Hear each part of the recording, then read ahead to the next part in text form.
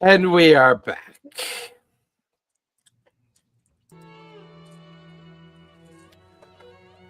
Did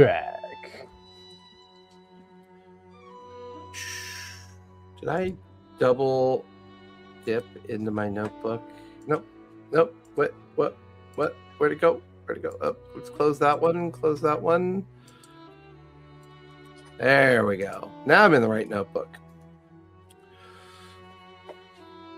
Where we last left off, the party managed to track down Breas to the estate's upper veranda, where Thorn eavesdrops on Breas speaking with an astral projection of Asmodeus. The Betrayer God reveals his master plan. He intends to use Scabatha and the Witchlight Coven to trap Predathos using Imogen Tumult, leaving Asmodeus free to unleash the World Eater, a massive Tarask, and conquer Exandria uncontested. Asmodeus hands Breas a magical metal disc to activate in the crowded party below.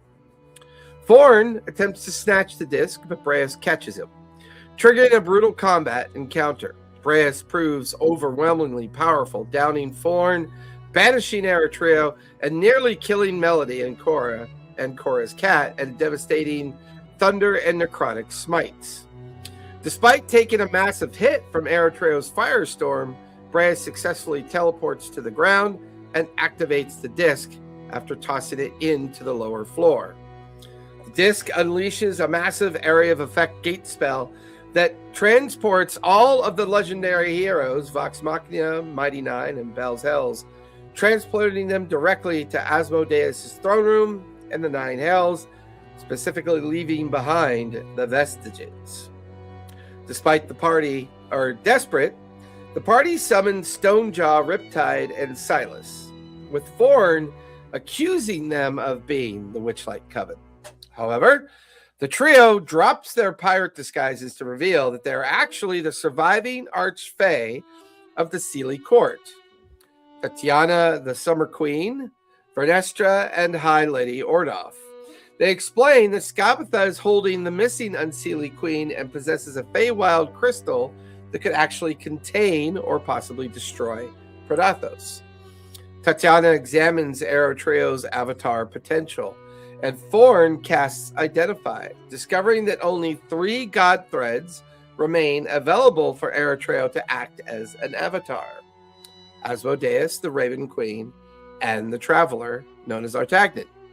Realizing they need divine intervention to stop Asmodeus and rescue the kidnapped heroes, the party uses their sending token to summon the Stormlord Cord. And where we last left off, a oldish-looking gnome dressed in pajamas, looking utterly bewildered, currently stands in the middle of the group after summoning him here. What would you guys like to do next?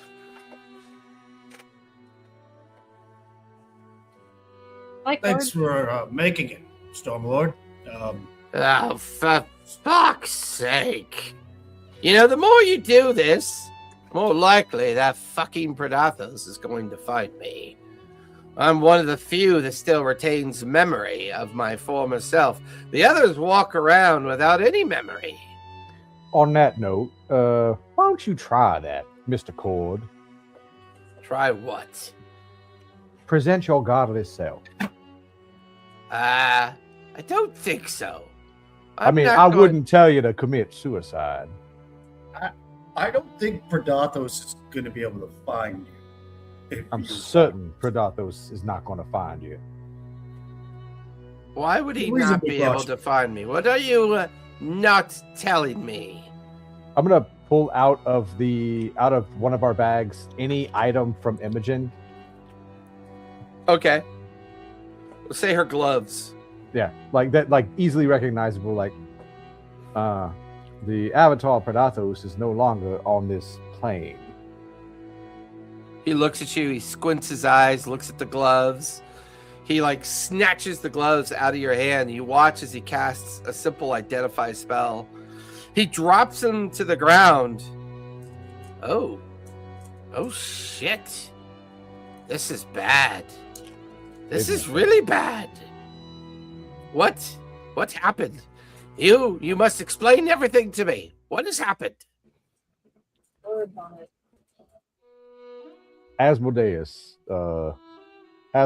and apparently one of his followers, cast some kind of crazy gate spell back in there, and sent all of the great heroes, Vox Machina, Mighty Nine, and Bell's Hells, we suppose, to his lair, to his level of hell. Brendan, you kind of saw into it too, didn't you? Oh yeah. Yeah, it was hell.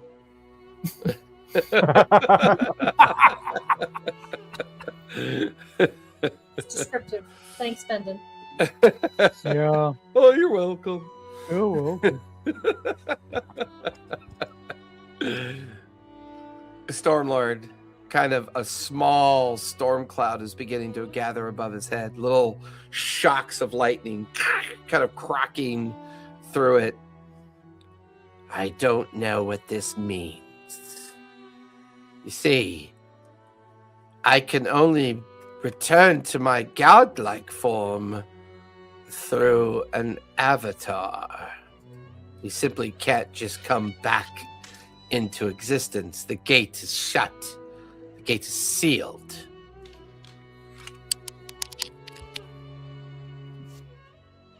Right, but it sealed you here. No, that's not exactly what it did. It sealed our divinity away from the understanding of what Predathos might do if he could find us. There is no unsealing the gate. To unseal the gate would be to invite disaster to Exandria. What do you need for an avatar? I need a willing subject to allow my physical godlike presence to reform on the material plane. Do they get to come back, or are they with you forever? I can't, you're too far away from your microphone or Do they get to something. come back, or are they with you forever? I don't know. See, things have changed. Divinity's not quite what it used to be. I can't merely see beyond what I used to know versus what I know the rules to be. The agreement was very specific. Those of us that chose to stay would walk as mortal forms, no memory of our former selves. I decided against doing that. Allowing me to maintain my memory makes me one of the few to, well, understand the danger and importance of not allowing the others to regain their memory. However, if necessary, I can project my godly form through anyone that can be identified as a sentient creature known as an avatar. Avatars with threads connected to gods can then project godly power. It is a difficult process. Sometimes avatars are used for good, and sometimes they're used for bad. Depends on the god that is tending to utilize the avatar.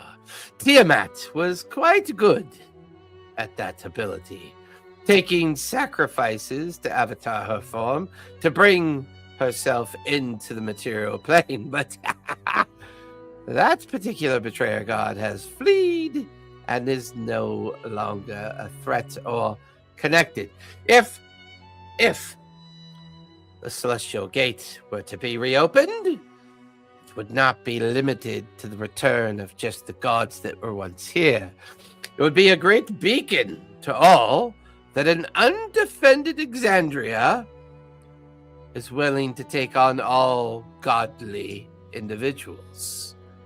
And I assure all of you there are many unknown gods in the greater astral sea of the worlds. It's a precarious balance. Imogen keeps Predathos tucked away. We live out our immortal lives as, well, creatures that should appear mortal, but we're not. But we're safely tucked away from Predathos. The betrayer gods all fled. He begins to pace around in the room. I'm not really sure what the Raven Queen's gambit is all of this, but I'm sure she has one. Well, she'd be down a champion now. Why would she be down a champion? Vax is gone with Asmodeus at the moment. No, he's not dead.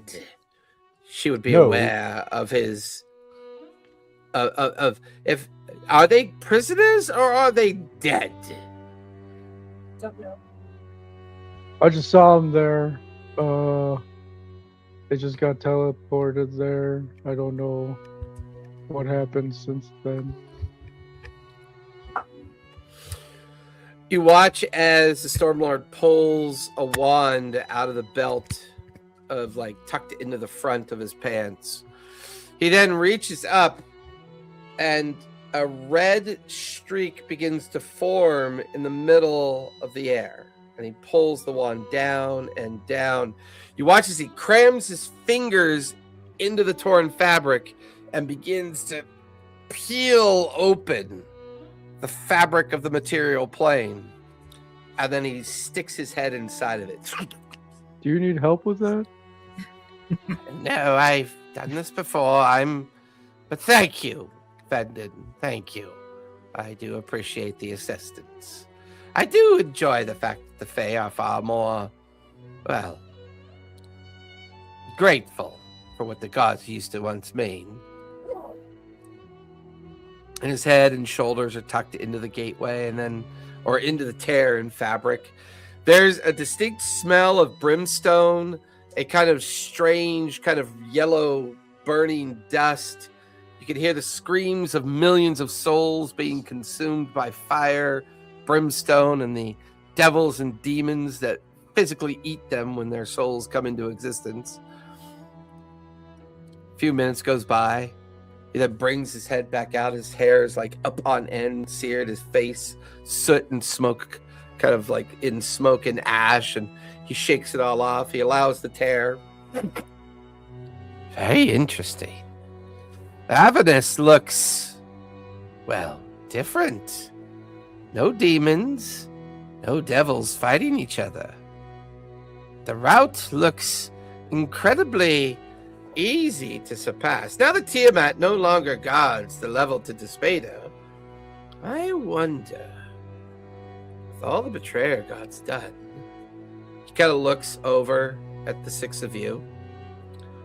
Well, not Nope, all of the nope, betrayer nope. gods.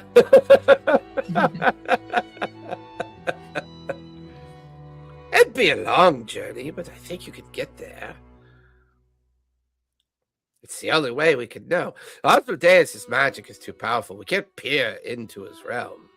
I am able to peer into Avernus. There's no immediate threat there. One can only assume that the other 8 planes of hell are in total chaos, with the demon lords and the betrayer gods being gone, of course. Maybe the chattel and chaff that was left behind, maybe fighting over the scraps. They should be easy enough to dissuade. Who knows, maybe even some of those cities are still functioning. You could learn more about what Asmodeus' plan is. I mean, that's if you decide you want to try to help the most famous people in Exandria. You know what would happen if you helped the most famous people in Exandria? Wouldn't by nature of doing that you become famous yourself? I mean, fame, what comes with that?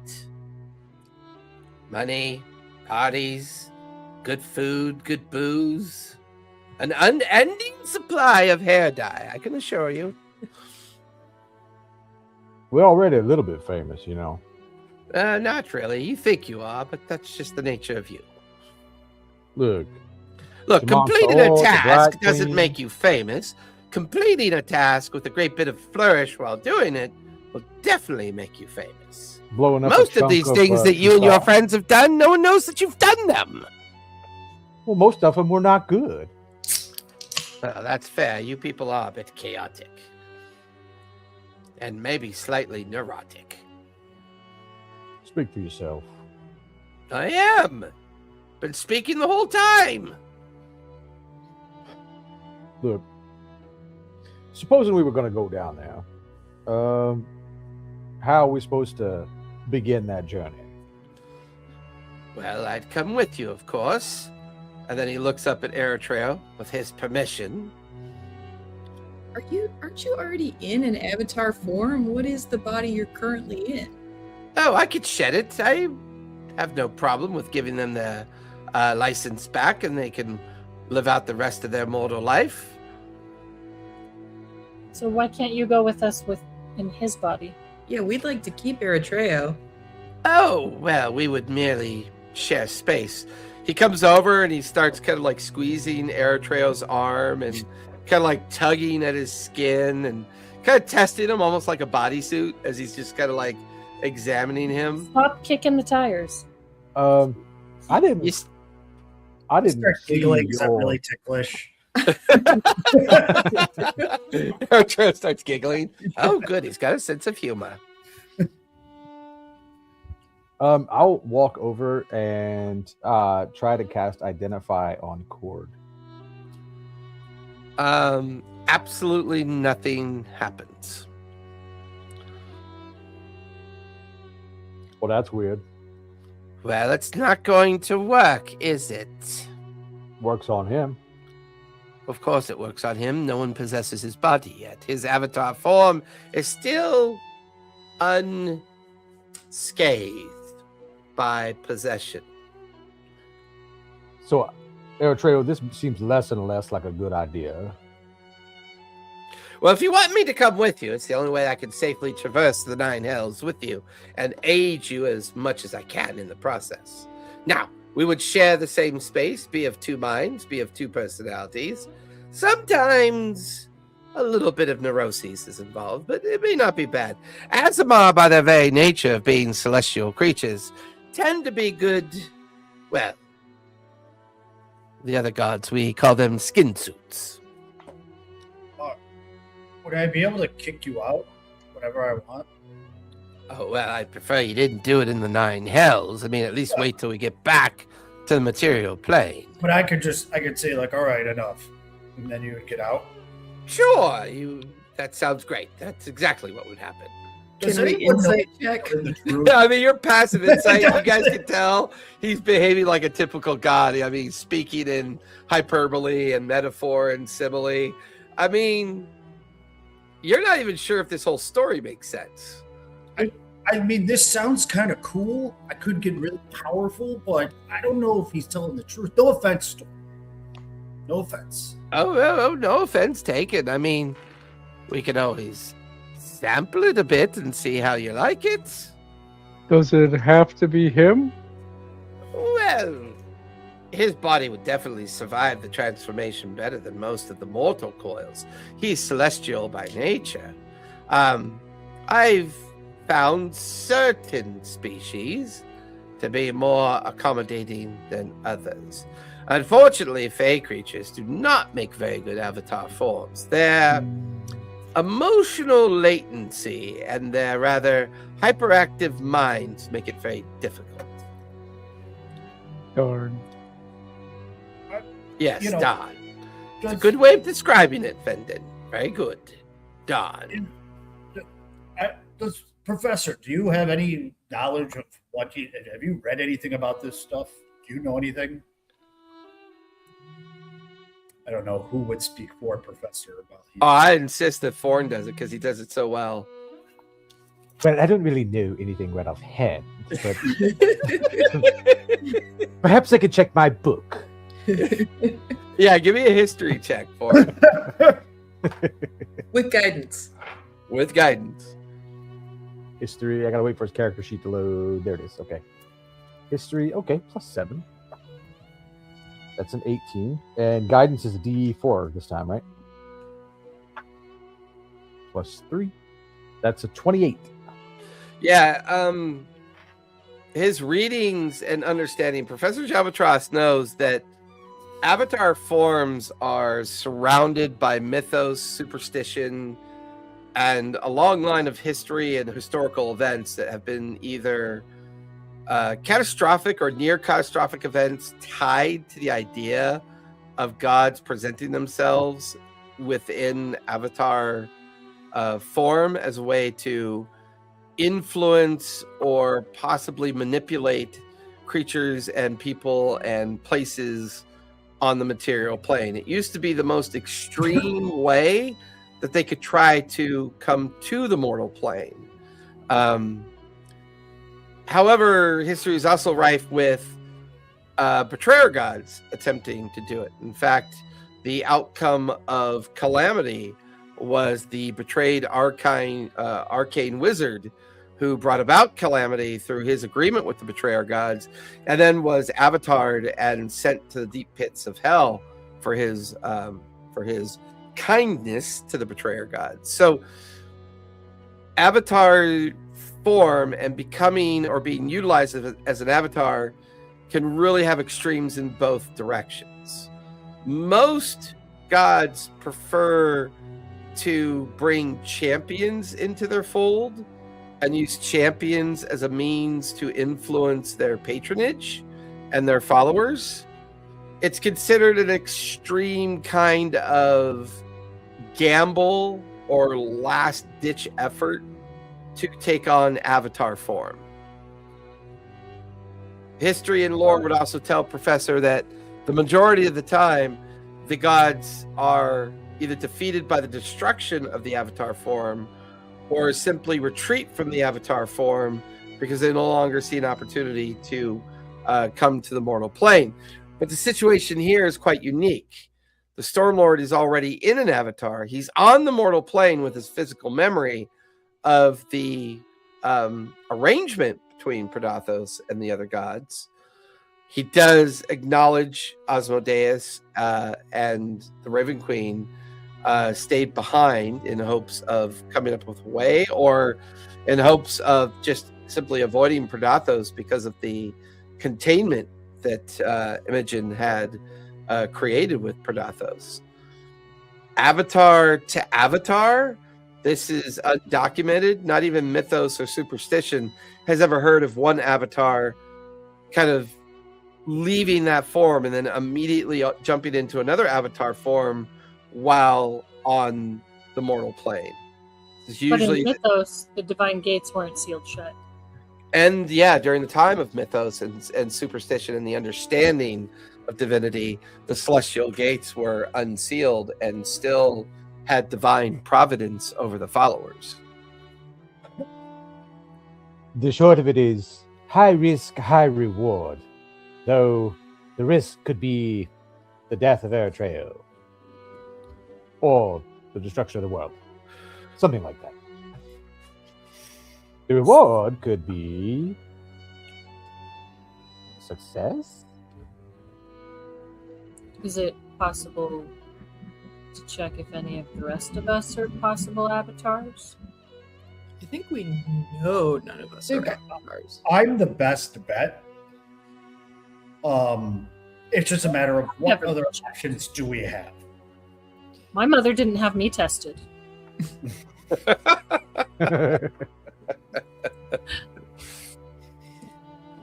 I I'm game for this. I might get some cool powers, but I know Yep. I'm naive sometimes, and I get excited, and I can be peer pressured into things. You remember that time? You remember that time I read that word and you went into like a weird catatonic state, and you weren't Eritrea, and you tried to kill us all. Yeah, Do you remember That- the other time that you got possessed and tried to kill us all? yeah, and I apologized for that. Saying sorry, it makes it all better. I don't know. Like, it feels like maybe we don't actually need to do this to be successful. Sounds like You don't skip want into more Avernus. with us? I'm Kill still Tabitha. confused why we can't bring you in this current avatar form, Cole. Yeah. Why do you have Current. to possess Current. a It trait? sounded like you said cunt, but you said current. Same Yes, difference. he's current. We're talking about we're talking to Cord here. Either word is appropriate right now. Cord looks up. Well, you see, this coil was based on the agreement that was made in Vasselheim 10 years ago. And if I cross over into the threshold of the 9 realms in this coil, it'll be like a beacon to Prodathos that I have violated things and violated the agreement and the rules. However, if I slip into a different coil that was not part of said agreement, well, he would not be all awares of my activity, of course. So much for the bravery of Cord. Good grief. You sound like a Oh, giant you pussy. know what, elf? Elf. At least I have a place to call home. Where's your Feyland? Where's your Shadowfell? And where is your bugbear father? I wonder. Would you like to go to the Tree of Death? I could take you there right now. No, Scabatha is no concern of mine. Well, that's we my know- home. We know who she is and what she represents. She's always been a burr in our side, as they say. But we've always left the Feywild alone. We've never meddled or touched or handled any of their business. Your arch-Fey folk are the ones that make decisions for the autonomy of the Feywild, at least up until the mortals destroyed the Feywild and the Shadowfell. Seems to me Sounds there like was a- a champion of the gods there as well. No, I think you are mistaken. I have no champions. None. Oh, I didn't say yours. Well, who's then? What champion would be so foolish enough to participate in such a maniacal plan? That blue skin elf for Helm, was it? Helm. Ugh, what a snowflake of a god. He's an idiot. And yet he was there. Well, he's At not least there his anymore, is champion he? was. Gone, they are all gone.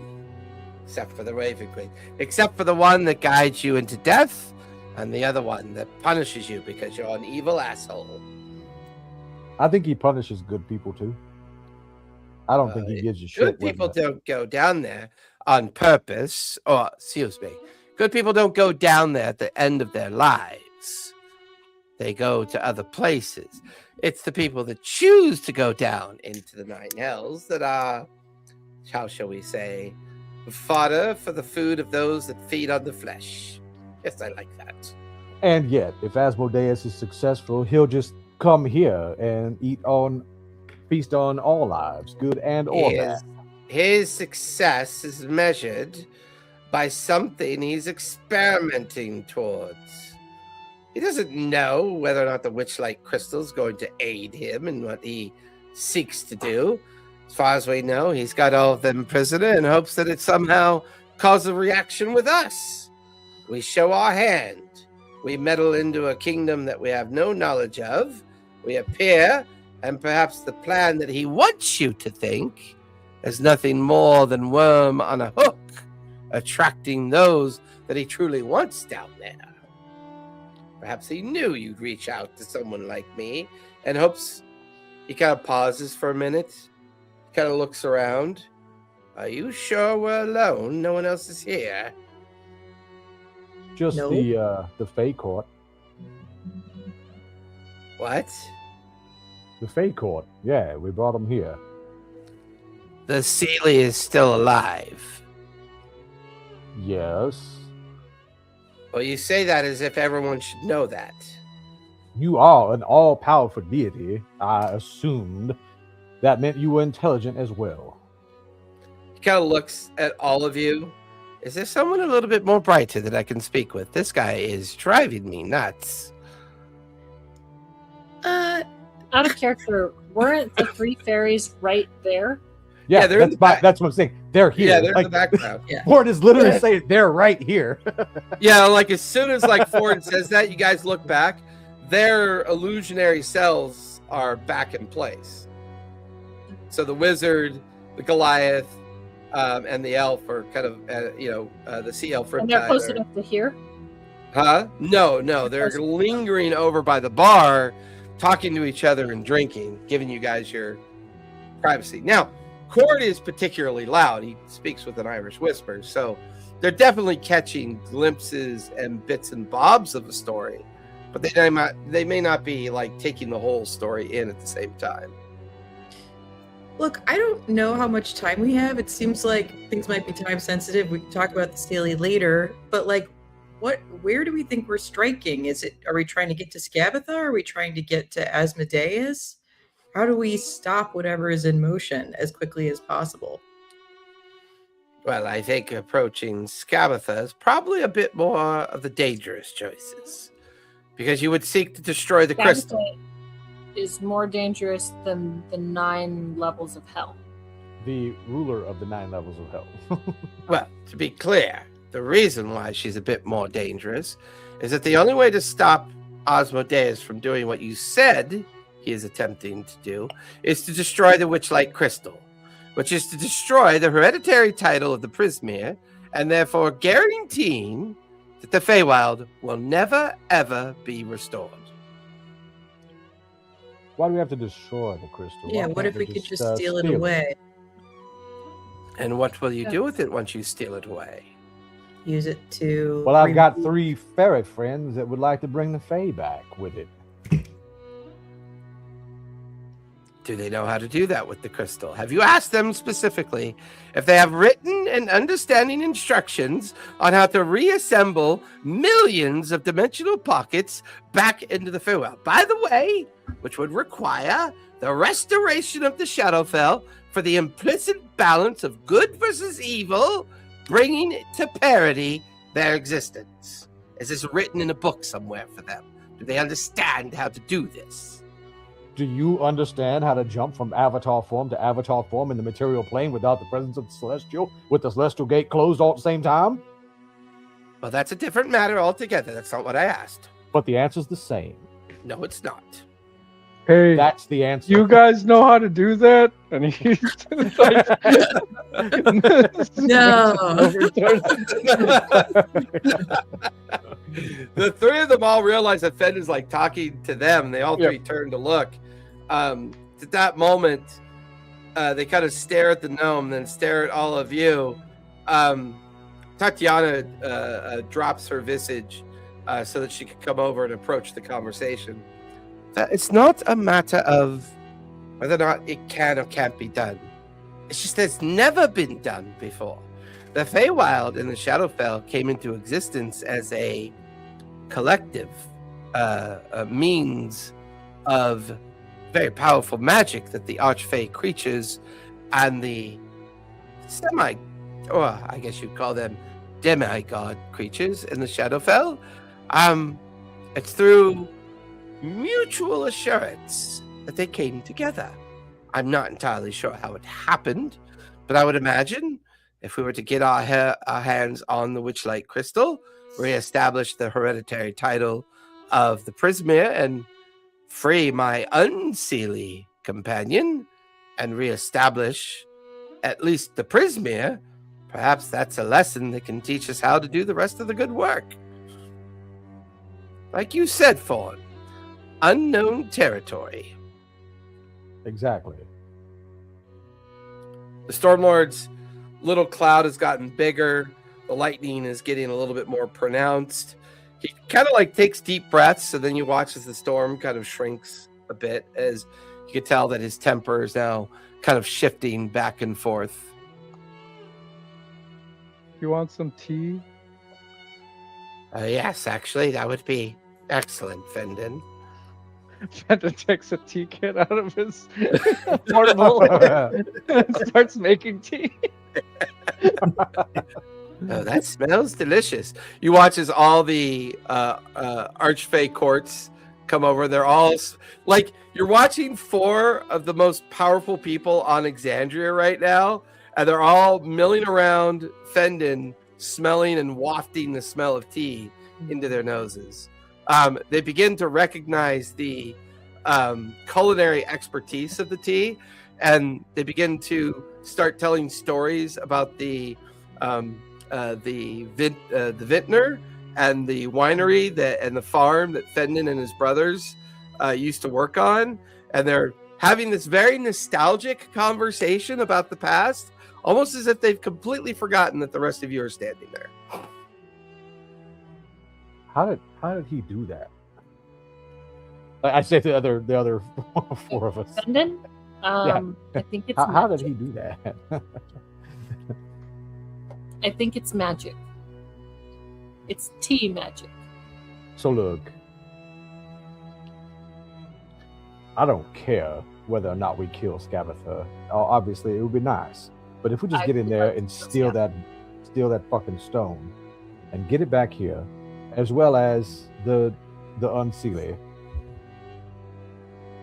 if we can get that, we may have a route to an end, a means to an end at that point. Right? So That's what I think. Do you think we go to the tree rather than going to Avernus, or do you think Scabatha is with Asmodeus now? I don't think Scabatha would leave her tree. I don't think that's ever crossed her mind. I imagine Take the tree to Avernus. for sure. But they had to have some way to meet up, some way to contact. And I believe Corinna told us before, and like I'll pull the necklace out, when she activated this necklace, Crimp was in contact with Scabatha as well. She was there watching, listening, and got out before she was discovered. If the means to arrive at the Tree of Death via this necklace maintains that unknown direction, we have a one-up on them. We have the drop on Scabatha.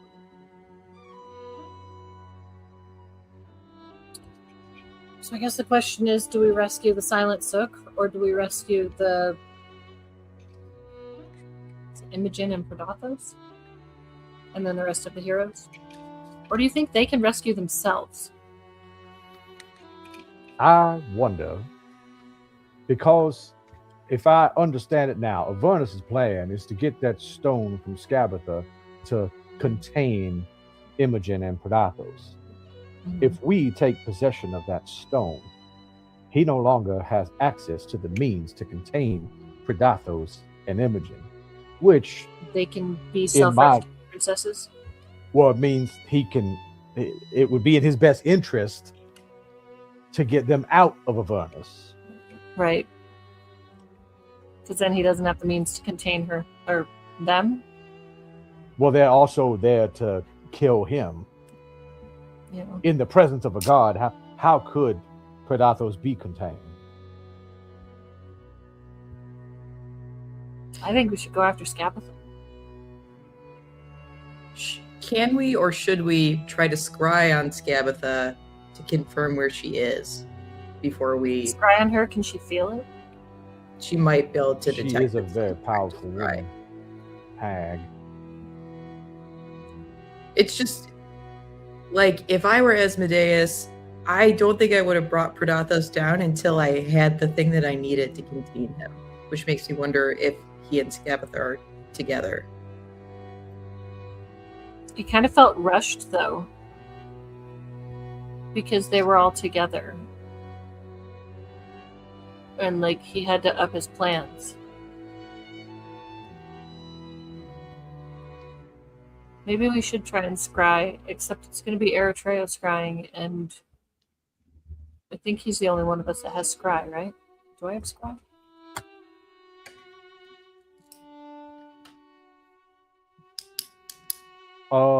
be sure you've got your Ring of Mind Shield on, and perhaps we can't I be do. counter-scribe. I have no scry. Treo, Fendon, what do you think? I could do it. I mean, what do they know we're interested in coming after them. They have a general idea of where we are. I don't know what else they would be able to figure out by me scrying. It is true that Breas knows we were here, and so the information it might reveal is they might know we're going to Skabatha instead of going into Avernus. What if don't we think- try to scry on both of them? Could do that.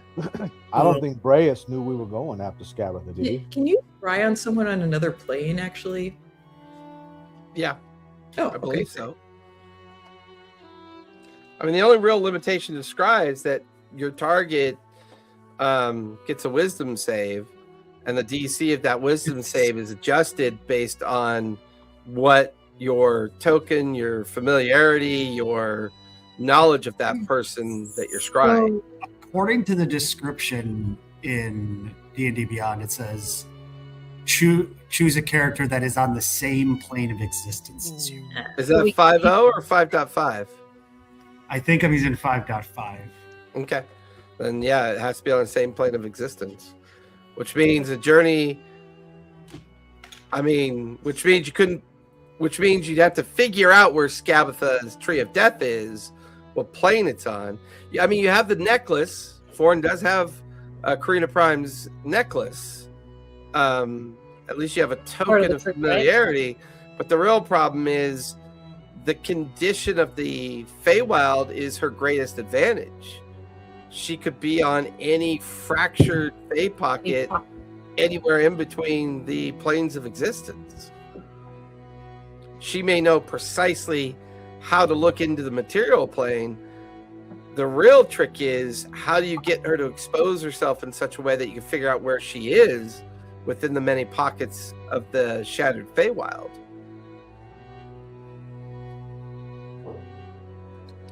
We thought that we had a way to get directly to her tree. Yeah, the necklace. Yeah. What does the necklace itself allow us to get there? It was the thing that teleported Karina there. Okay. Before. So we think it could theoretically teleport us. I mean, obviously, you guys would be familiar with Planar Shift. The necklace would be a tuning fork. The way Karina Prime described what happened to her to Forn, it was more of a projection or a vision interaction that she had, not so much a physical manifestation of her presence on that particular location of where the Tree of Death was.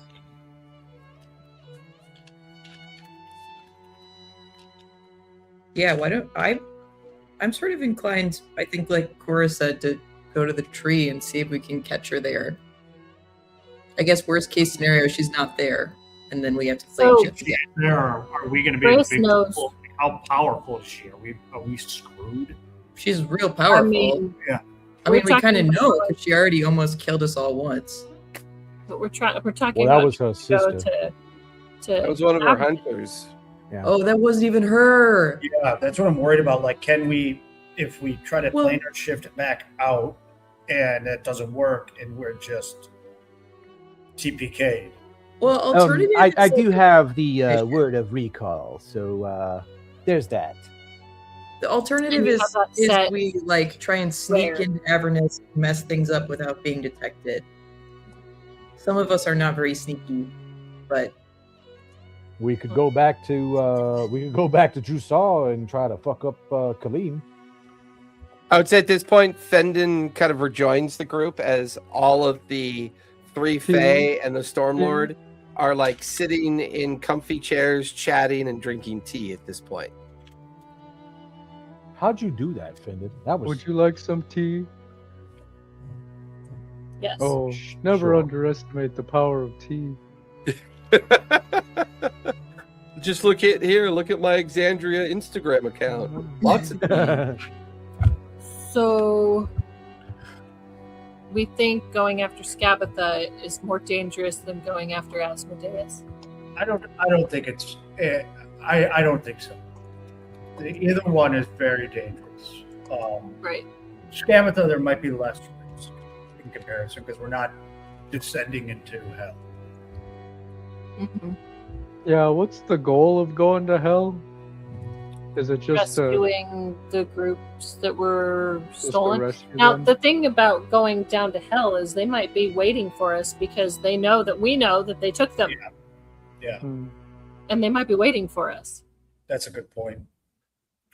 Well, should we go to the tree? We also have an ally in the remaining Unseelie. Yes. See, well, Sealy and Unsealy, right? Both there. Well, though I say the remaining Unseelie because they're at the tree right now with Scabatha. You mean the Silent Sook? Yeah, the Silent Sook, who is the remaining member of the court, Tatiana's sister.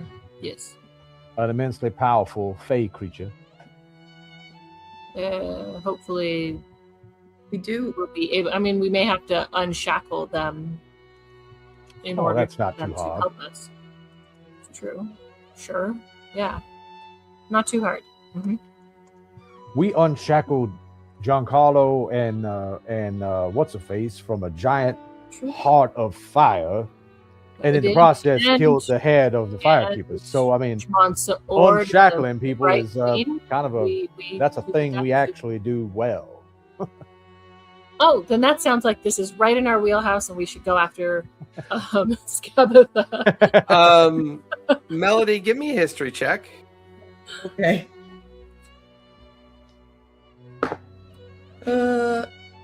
Well, I can tell you it's going to be less than 10. You do get a D4 for guidance. Okay. We got a D20 inspiration from last session also. Oh yeah, remember that, Well, does this feel of importance? All right, I might as well use it. Professor? Yay! No, Professor talks like this now. Very snooty, tooty, and busy shopping for tuxedos. That's a 17. 17. There is a possibility that there's another gate. Another gate to where? Back in Jrusar, there's a trapped devil inside of a temple. Mhm. But Oh, the gate another may gate. still be open on the inside. You guys still aren't sure what level of hell that gate is connected to. Hey guys, there is that other gate, like where we trapped the devil. We could try going through there if we want to go to Avernus.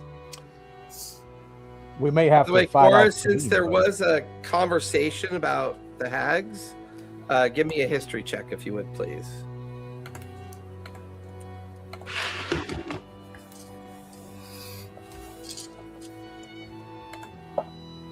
Ooh, natty 20 for a 23. Wait, I get guidance. It's like you've played in my games for a lot of time. Yeah, 24. 24. I rolled a 1 for the guidance. The Ashborn have always been known as masterful hag hunters. That's what they kind of. Why there's not really that many Ashborn clan members in the greater area of both Marquet and the world.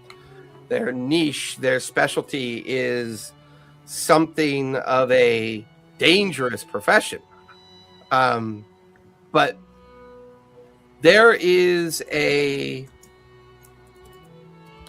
a particular Ashborn. She is very old. She's said to be the first of hunters.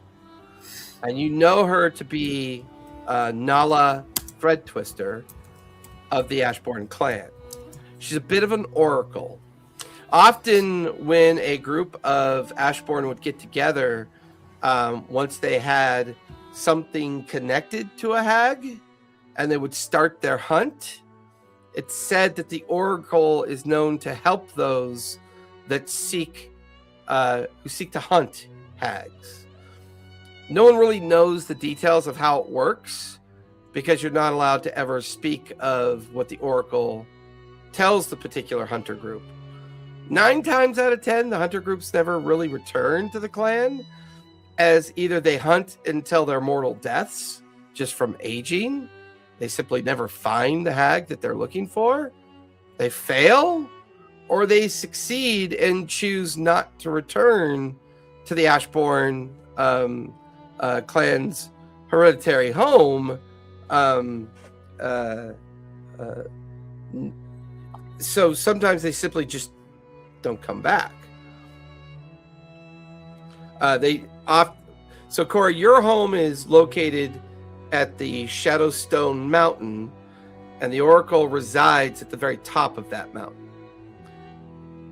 It is the only known mountainscape in the Rumadan Desert. Okay.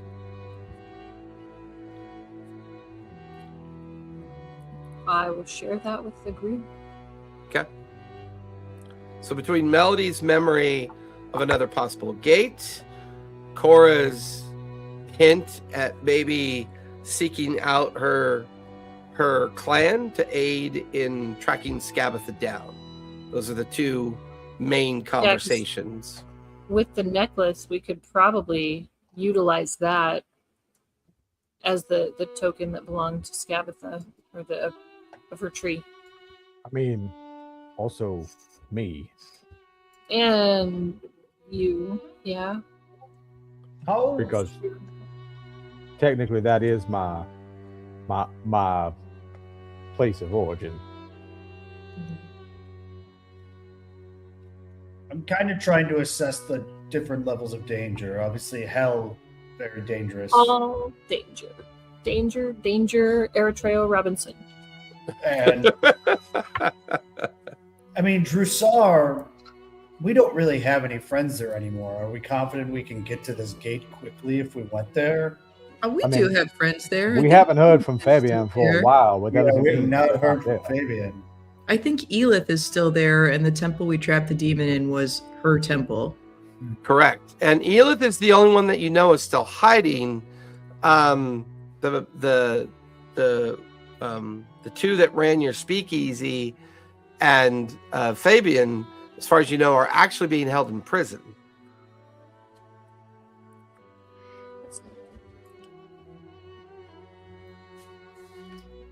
Cora, could we give your oracle a phone call? Do you think we have to travel all the way there?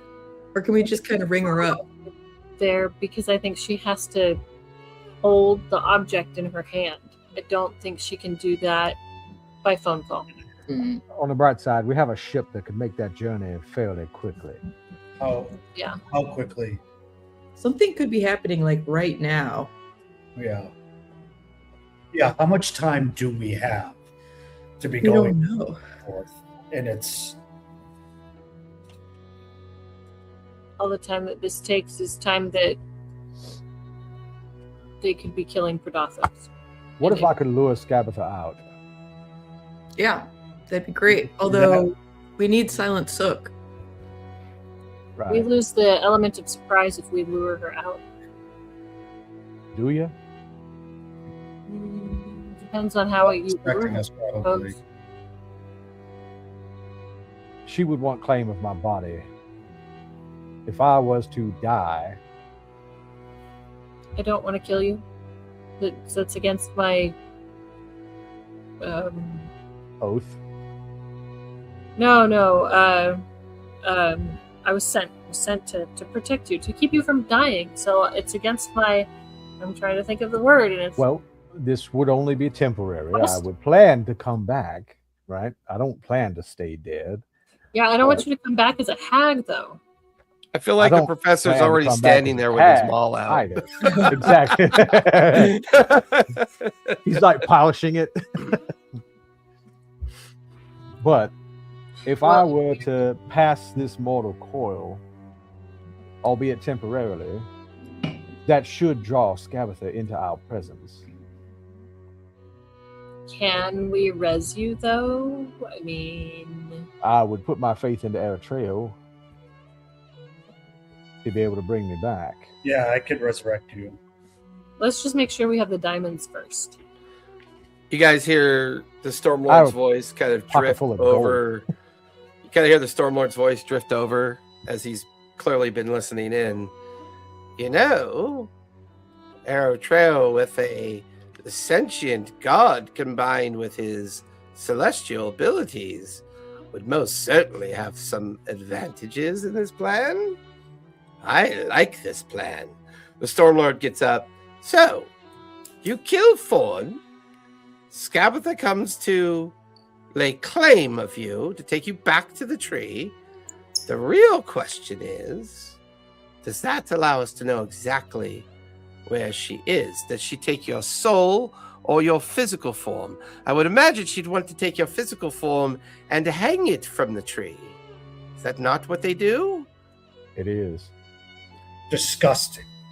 Therefore, if we have a way to cast some kind of spell on the ground where I am that would allow her in but not back out again, she's anchored to this place, unable to leave until or unless we are defeated, or she Well, dies. You can assume that her power is connected to the crystal. She'll be impossible to defeat. Here or there. I like the Goliath's notion of surprise. What if one of you were polymorphed in Thorn's pocket, and when she took you to hang you in the tree, that person has the ability to cast Send and identify and help us understand exactly where you are, and then we cast Planier Shift, and we arrive without her understanding how we got there. We, well, surprise her, of course. Can you still do sending while polymorphed? No.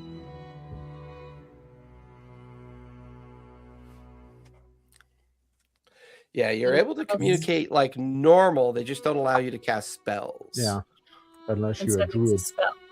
At this point, the Stormlord comes over to join the conversation, and the other three members of the court come over. Tatiana kind of grimaces a bit and looks at all of you. If you intend to do this, I think me and my companions would throw our lot in with you. It's very important that we get our companion back.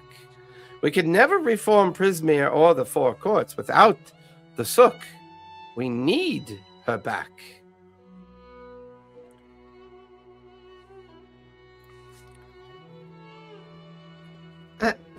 How about we just planar shift using the medallion to the tree where she probably is? Do we think could that- attempt that? I don't know the full weight or power of that medallion. It seems to already have magical enchantments associated to it. Perhaps to beacon a warning when it's used or carried or in possession. You said your friend was pulled into a conversation, was she not? She was somehow pulled into their pocket dimension. But she remained hidden while she was there. Interesting. Do you remember what she saw when that happened or what she heard? So far as we know, she wasn't heard. But she heard. No, voices what she talking. heard. Yeah. Did she hear them in conspiracy or conversation with anyone? Something must have pulled her there for a reason. Didn't they speak with?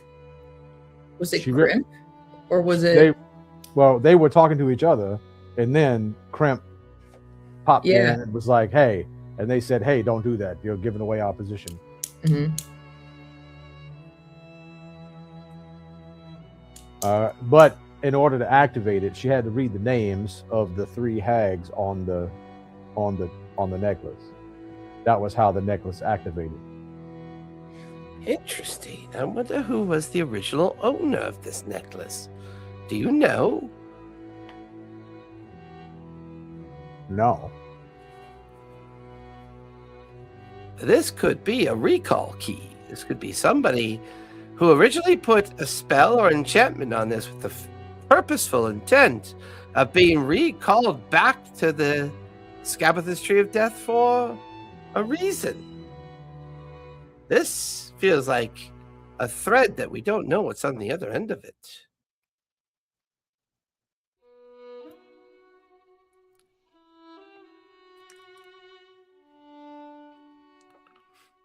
Do any of you happen to know the spell Legend Lore by chance?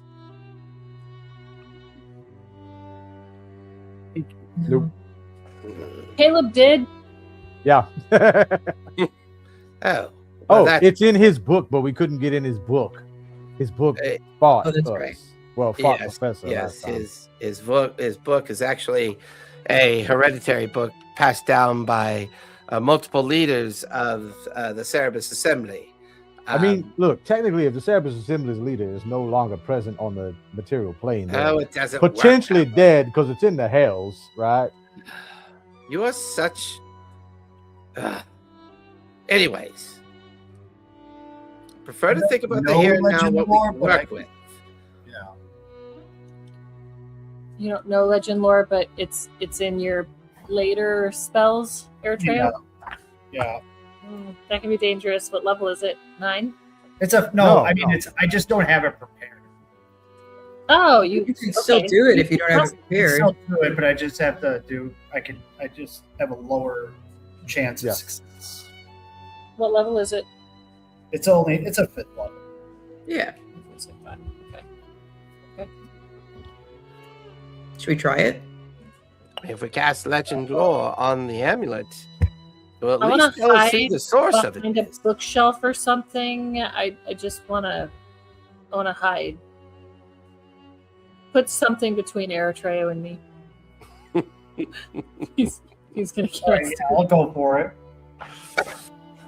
I'm ducking. Hold your breath. Could Professor support him? Ah, What'd you man. get? I don't think it works. Roll a 5 plus 4 is a 9. Oh no! You guys watch as Eritrea takes the necklace from Four and attempts to cast Legend Lore, and he vanishes. What? Oh no! He's probably He is like in the gone. plane.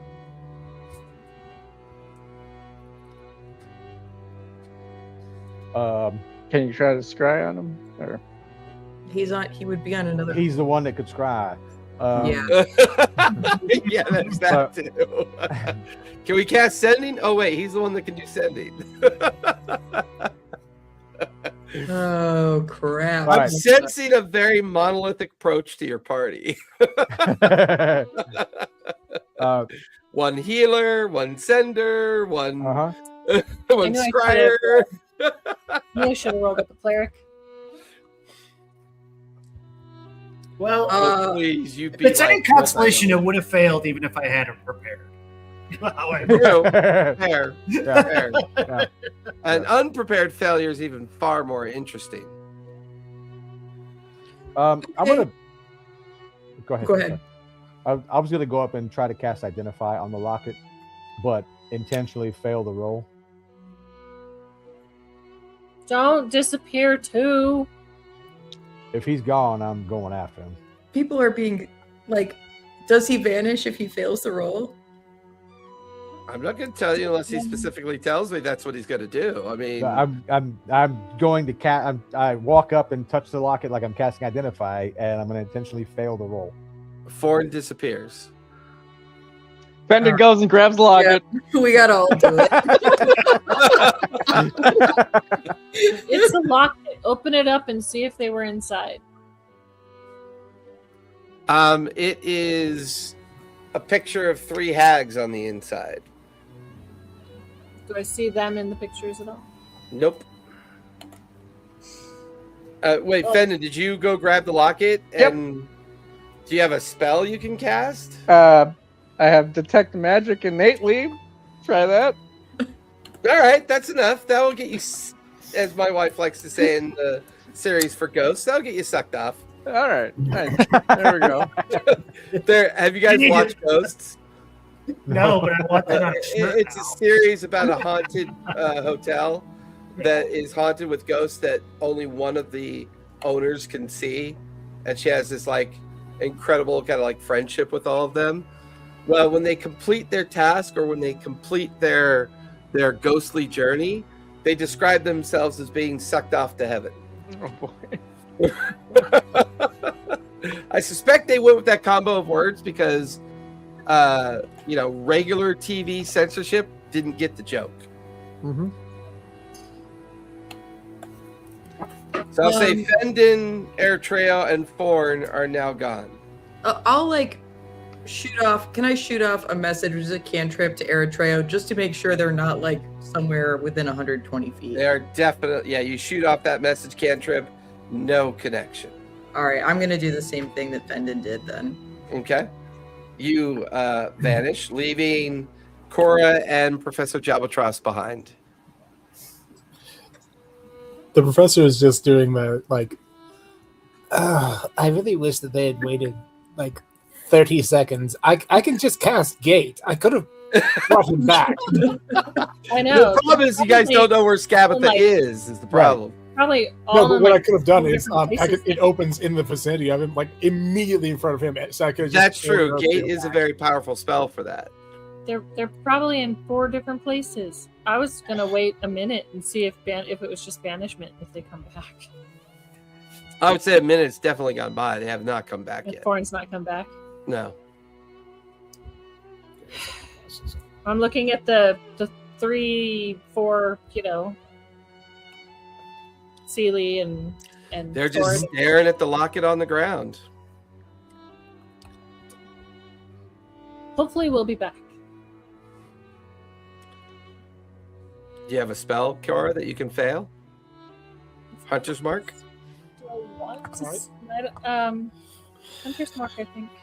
So far, it seems magical any spell, interaction yeah. is the only way that allows the locket to work. But the locket doesn't come with us. The locket stays. It doesn't. It stays behind. So. I'm So we gonna- really need the professor to come through. All right, Professor, do you want me to stay here with the locket, or do you want us both to go and we ask one of these guys to hold the locket for us? I'll be honest with you. What I was kind of planning to do is, assuming that we're all in a group, I still have Word of Recall active on our ship. I can just bring us all back. That's true. I don't know if that's how Word of Recall. Well, we're not in a group right now because 4 of us have gone Right, so disappeared. we'd have I know, to. but I meant we'd have to, if we went over, I could just bring us all back. Yeah. But All right, well, you go over. I'll watch the locket, and hopefully you'll just bamf to the ship, which is right over there, right? It's at the harbor, but yes. yeah. So Yeah, it's I'm at just it's at one of the tower stanchions near the coast. Which is The not harbor far. entrance of the city. 10-minute walk.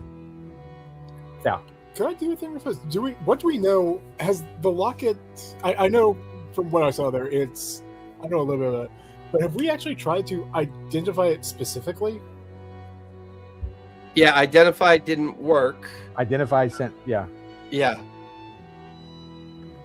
And because Thorn, Uh, you tried to identify, and that's what got you zapped, right? Yeah. and Corinna historically learned to use the locket. She learned it was the locket of the Tree of Death, and the 3 hag names are on it. And she, when she identified it, she scratched at it, saw the names, read the names out loud, not knowing what would happen, and it bamfed her to their location.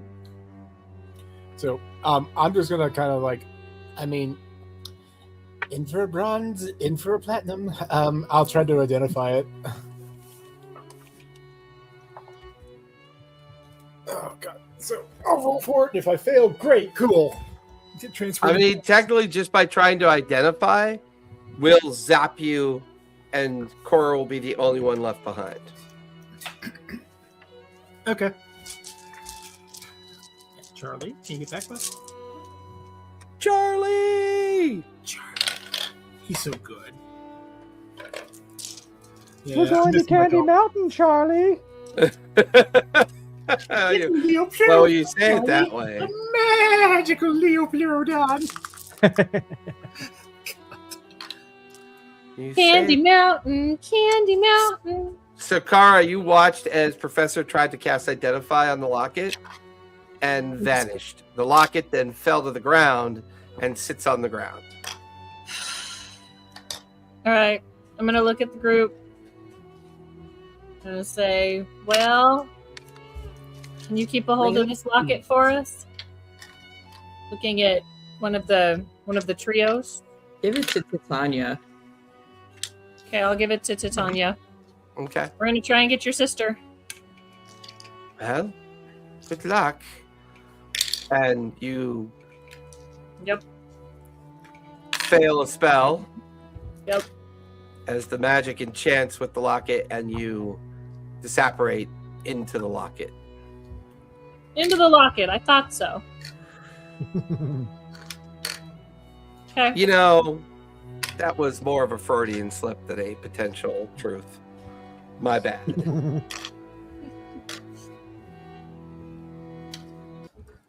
It would be funny if it was like controlled by the djinn that foreign monkey pawed last, or that earthen monkey pawed last campaign. Hey, you need to get out of my head. I still haven't forgotten that.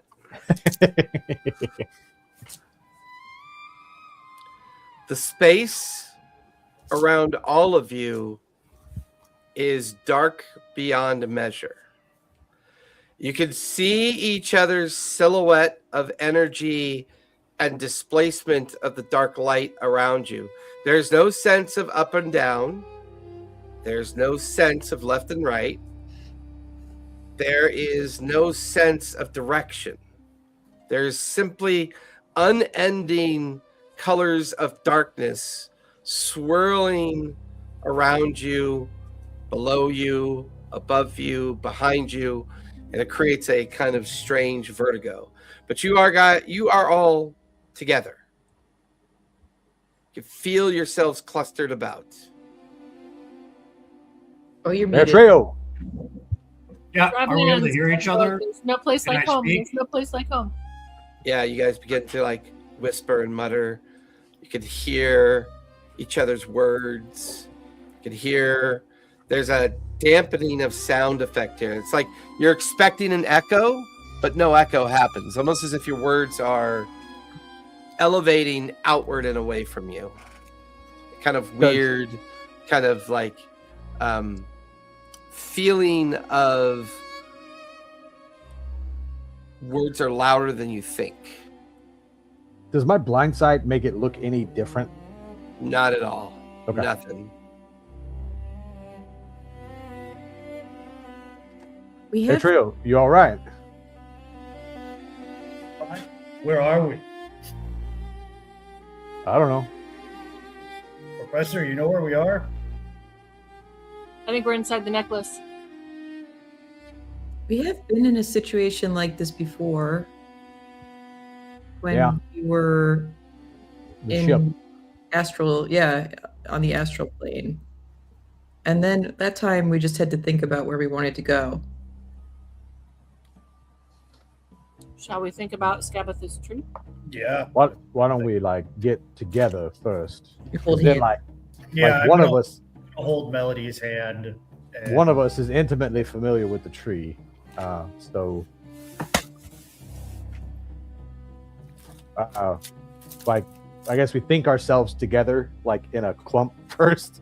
Yeah, like you Yeah. kind of like all float together, and your thoughts become transparent to each other. Ooh. Suddenly, all of you realize you almost have a kind of ability of detect thoughts. You can detect each other's minds grouped around you. You close your eyes and think about that tree, that description Yeah. that Karina Prime had offered Foreign, and he is Well, under his breath whispering the description.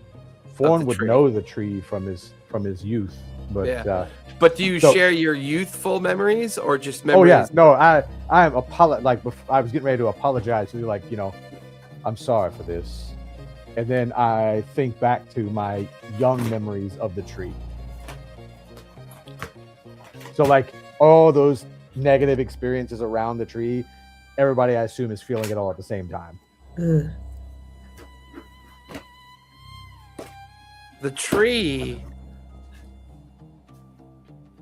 is in front of you. Maybe 100 feet away. Oddly enough, you're clustered around fractured ground and rocks that appear to be broken up in such a way as if it's the remnants or the debris of something that used to be here. Sounds almost like what Karina Prime had hid behind when she was pulled into this vision. But why was she allowed to maintain control over the locket, or did she maintain control over the locket? The tree is massive, huge. It stands beyond the edge of vision, both in height and the radius of the space that it takes up. There are thousands of bodies hanging in the tree. Goliaths, Fae, Elendrils, Azamirs, Aarakocrans, humans, goblins, goblinoids, dwarves, halflings. They're all in various states of gradual decay. Can I take a look and see if the description that we got of Silent Sook is anywhere on the tree? Give me a perception check as you glance up at the tree and of what you can see of the tree, because the tree does unend off into the darkness, both in its sides and its height. That's a 21. 21. You're pretty confident that you have a good visual of what's available to you to see, other than approaching it, trying to get higher or more towards the left or right. You do not see any sign of the Silent Sook in the tree currently. Well, that's a sliver of good news. Sorry for bringing you here. And I'm continuing to think at the tree, but if you're looking at Foreign, like, he's sweating. Okay, this place sucks. Yeah. Where A hut appears at the base of the tree. Very small, very simple looking. No window, just a door. If she's here, that's where she'll be. Did it just like apparate there, or is it like we got closer and we were able to start to see it? You guys hadn't moved yet, so it's almost as if darkness of light shifted around the base of the tree, and suddenly you can see it. Like, you're not even sure if it just magically appeared or if it was always there. And there's a very distinct cold chill emanating from its direction. This hut feels like death. Ugh. Look, if you want to try an ambush, perhaps the five of you go a different direction. Or maybe, what if the five of you put yourselves on the tree, imitating bodies? Like right above the hut. Oh, I wouldn't want to get that close to the hut if we can do it off to the side, but I'll call out Scabatha. I mean, she's got to know exactly who she's put up in that tree. Are we within 120 feet of the tree? Or, I mean, of the hut? What's distance in this place? What's Yeah. the measurement of length? What's the measurement of what you can see versus what you can get to? Melody begins to wonder how close the hut really is. Suddenly, Melody's no longer standing with the rest of you. She is merely closer to the hut than the rest of you. Not at it, but closer. Ugh, Almost as if pondering or thinking about approaching the hut, suddenly her physical manifestation appears to be closer to the hut. Does Can it I- seem like magic would work here? Could always try. It should. Can I point I at the can't hut? Can I point at the hut and whisper "Sook" and see if I get a response? There is a sense of something listening to your words, but you're not really sure if they can hear your words. There's a presence inside the hut.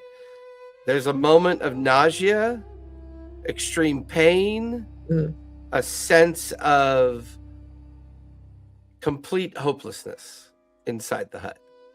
Oh yeah, that's probably the sook. Oh, I'm not there. Sorry. I'm gonna, Because Melody's further up ahead than the rest Yeah. of you currently. if I can, I'll think about being back with the group and move. Yeah, back. your apparition of yourself kind of dissolves into the darkness, and then you kind of just are there. You're just kind of there with everybody else. I think Sook is in there. I tried messaging and I felt pain, a lot of pain and like hopelessness. Yeah, that doesn't sound like it'd be Scabatha. Yeah, but I don't I- think he could hear me. Could it be some sort of trick? It could. Does our magic work in here? Yeah, I'm gonna She try to cast a just spell. cast. Yeah. Oh, you did cast a spell and it worked. Yeah, she did. so- Yeah, she used. Yeah. Well, yeah. I mean, I felt Yeah. something. Normally, I'm one of the more stealthy of our companions, but I have strong feeling that I will be more of a beacon in this place than able to hide my presence. Do you want to try to? Can you cast Pass Without Trace on us though? Us to be. Well, You still have Callista to. can cast it as well. Yeah, I can cast it. Fendon, what? Give me a survival check while they're having this conversation. I can sneak up there. If we both cast pass without a trace. Dirty And 20 stay through. without guidance. We There. get guidance though. Yeah, because you're close enough to receive it. Yeah. So 22. For you, Fendon, their conversation turns to dull whispers as you begin to kind of focus on everything around you. See, you and your brothers have always had a very unique connection to the Feywild.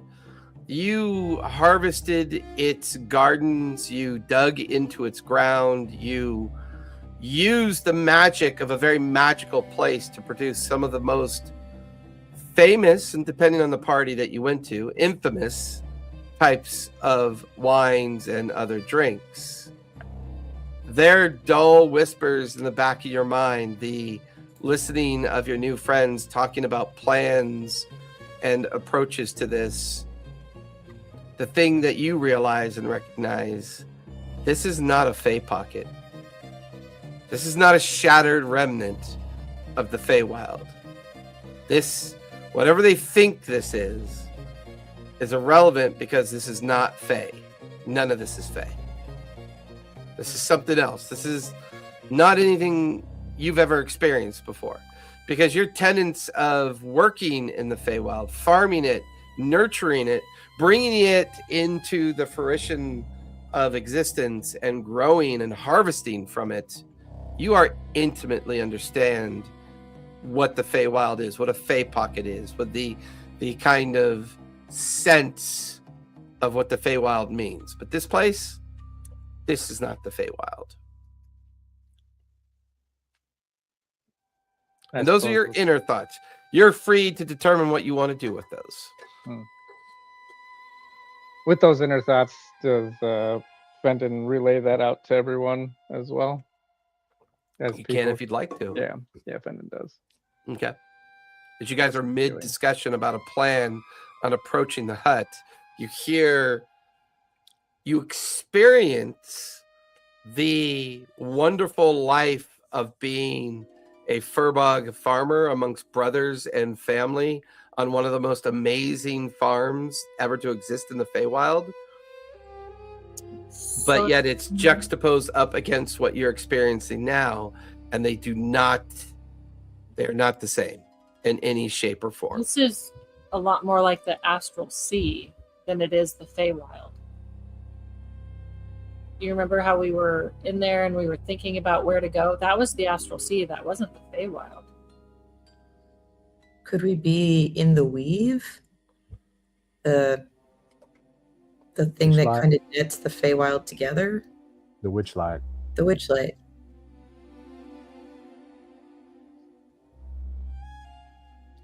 So if we take the rock from Scabatha, if she's making this place with that rock, the witch light, does that mean that the tree dies? I don't think that tree will die. Evil doesn't die; it just goes home. Ford, Cora, you guys are kind of the experts here. What do you think we do? Is there a way that we can try and see if Scabatha is inside that hut? Are there any I believe, doors? don't you have an ability, Cora, when it's related to Yes. hags? Yes. Let me try and feel for the hag. Feel it out. I'm trying to look. Called Hag Sense. I don't remember what it's called. I'm looking. Feel up looking. the hag. You can always cast detect Karen. Okay, I'm going to cast Detect Karen. Nope, nothing but Kevin's. Actually, if hags are close, my tattoos glow. Ooh, And they are currently not glowing. they're not glowing. Correct. I. Like, how- Is she not home? Tabitha's not here. That might mean that she is with Asmodeus, though. But let's go get the silence. Look If at the Sook is in there, Yeah, we're gonna let's get get him the out. Sook. Yeah. Storm the hut. Okay, Sneakily storm the hut. so they don't glow a big blue; they glow a faint blue. So just Currently, they are not glowing at all. okay. The emotional response to that, all of you begin to kind of co-equally think about the hut. You guys are now standing mere inches from the hut. You're there. Listen. I'm going to think about opening the door to the hut. Oh, You guys watch as the door creaks open into inky, deep, inky blackness. All of you can hear the sound of crying. The sound of a child crying. Can I see anything through it? Nothing. It is inky. Okay. no. It's only daylight that works against magical darkness, right? Can I'm I I'm going cast in. light and see if anything happens when I cast light? Hey, Cora, you said something about daylight there. I'm gonna cast daylight. Oh, I was going to say the same thing. I can cast it. He can cast it for free. Okay, Yeah. you cast it for free. I can't cast it for free. Yeah, I got to cancel. First, you guys watch as Eritrea just does the cantrip light, and you watch as the coin that he places the light effect on and toss the coin in. The coin literally stops at the threshold and hangs in the air. You then watch as a black kind of gelatinous matter simply wraps around the coin and then pulls it into the inky darkness. Mm. Is this something I'm familiar with? Hagwise? No, this is even worse. This is completely new to you. You've never experienced anything like this. You have enough knowledge about how hags keep their lairs. Some will keep a lair in a natural environment. Some will keep a lair in like a magical environment, or they'll manipulate the metaphysical kind of contrition of their hut or building or house or whatever they're attached to. They prefer to attract people into something with the intent of trapping and feeding off of either their fear or their sense of whatever emotion drives that hag to do whatever it does. Some hags are like, it's always been agreed that the only hag that's ever been semi-helpful to the material plane is the Baba Yaga. She is a great kind of hag-like spirit that wanders all the planes of existence. And from time to time, she's treated kind of like an oracle, kind of like someone that you may ask a question or a favor. Sometimes she helps, sometimes she doesn't help. But this is something new. I mean, it's not like the coin was destroyed. It was just kind of Developed. just literally dissolved into the blackness, and you see no sign of the light. One's gonna say it out loud, but also think it like all of his thoughts. Who are you?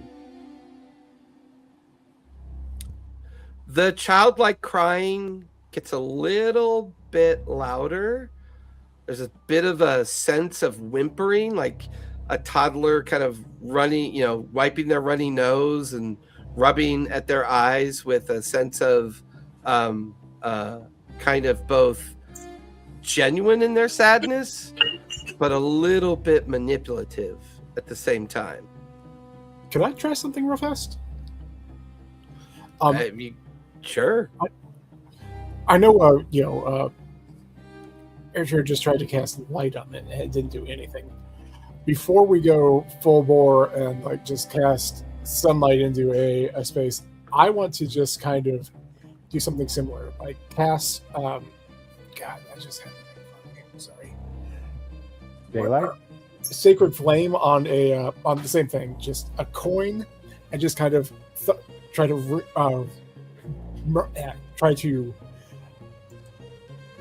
carry, kind of throw that through the veil and see if that does anything, because it's a radiant light. It is absorbed equally the same way as the first one. It does not seem that the radiant effect really challenged or changed the interpretation of how it was enveloped. Cora, shall we? Daylight? You want to do it together? Yep. So I'm going to ready my war pick and just kind of point at it. I'll use my 1 a day on that. I can cast Daylight too, if you want to do it together. No, I figured we were going to cast it at the same time. Mine's free. Like, I don't have to roll for anything. Right. I have to roll for mine. Yeah. Okay. Why do we do 2 daylights then? Why just do 1? You want to do 3 or just want to do 1? Let's do 1 for right now, because, I mean, mine's free. Like I said, I don't have to roll for it. We'll try 1. Let's try Daylight. Is watch as Professor points the head of the war pick in the direction of the open doorway of the hut. The daylight spell erupts from the pick, slams into the liquid, inky darkness of the entrance of the hut. There's a brief moment where a pair of hands and a face push against the liquid nature of the threshold. Oh. You hear a silent scream as the mouth opens, it pushes, and the inky gelatinous material like pushes out towards you, and the hands form, and then the whole thing just disappears back into the darkness, back into the inky liquid of the hut. Wait, it was like someone trying to escape, or like someone, was the vibe someone trying to escape or someone grabbing at us? Give me an insight check. Okay. Guidance. Let's see. Oh, that's a nat 1. Plus 7. Try. I can try. I have really good insight. Yeah, I only got a 9. I got an 18. Rolled an 18 or got an 18? Got an 18. I rolled a 9. Anybody else? I rolled a 3, but that makes it a 15. No, my Collectively, 3 of you feel like this thing's behaving like a prison. All right, so Something is let's try... definitely trapped inside the hut. I think you guys, we should do the double daylight, and then let's try to grab the hands as they're reaching out.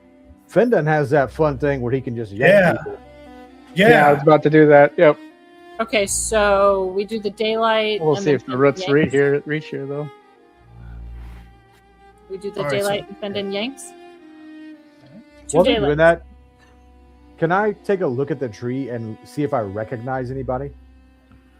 Professor, can you do it Actually- again for free? Oh, Or will it just I don't know if this matters for the purposes of that. That was my bad. It's not, my spell isn't daylight, it's sunbeam. So my apologies on that. I was looking at the wrong thing. I was going to say Sunbeam would actually be more appropriate. Yeah, Because Sunbeam is radiant, correct? Yeah. Yeah. My axe actually has Sunbeam. That was my bad. I thought it. No, wasn't meant to. I remembered your axe having Sunbeam. I was okay with Yeah. that. So yeah, I can cast Sunbeam myself, but I do not have daylight. I can cast daylight, and you cast Sunbeam, and we can see if it works. Fair enough. All right. And then Fendon tries to. And in grab him. rages. Oh my god, we're gonna die. All right, This new dice box I made for my sibling. let's see if my cast goes off. Yes. My cast went off. I rolled a 13. I had to have a 13, so I got a 16. I rolled a 19, and what do I get as a bonus on that? I believe I get a +8. So It's a yeah, that third. goes off. This time, as the collective strength of the spell slam into the threshold of the liquid, inky darkness, you watch as once again the face, the hands, the arms stretch out even further. You can hear a whimper, a scream, something crying, something, and there's a moment where part of the inky darkness tears away, like near the face. And all of you recognize that it's Mason, especially Foreign. Brendan tries to read thoughts real quick and see if Mason's good or bad. You are muted. You're muted. Born, you're muted. Yeah, I saw it. I turn around and like crack at Fendon, like, stop. Okay. And then the inkiness retracts into the hut. I don't think I know who Mason is, so just like Fendon. You would know who Mason is from a historical reference. He Okay. is said to be the one that caused the second calamity, He broke the the destruction of the Feywild and the Shadowfell, by attempting to collapse them into the weave, therefore creating his own plane of existence. Or should we blow this hut up? I was going to suggest setting it on fire. Yeah. I have I like Firestorm. I can Foreign, firestorm what's your passive insight? Me? Who's? Yeah, Foreign, what's your passive insight? Passive, 22. 22. Oh. That image of Mason coming out Mhm. is one of your memories. Ooh. Oh. If we still have that psychic connection, you guys would get the immediate like fuck reaction. Like you would feel that from emanating from Thorn. Wait, Uh, so like you remember it from the past? Yeah, Just met like it Mason. happened? Remember I was there the day he broke the Fae. But do you remember seeing what we just saw? His face kind of launching out of blackness? No, that face of Mason is one from my memories. Mhm. The young face. I was enthralled by Mason for a time. That's how I wound up at the battle.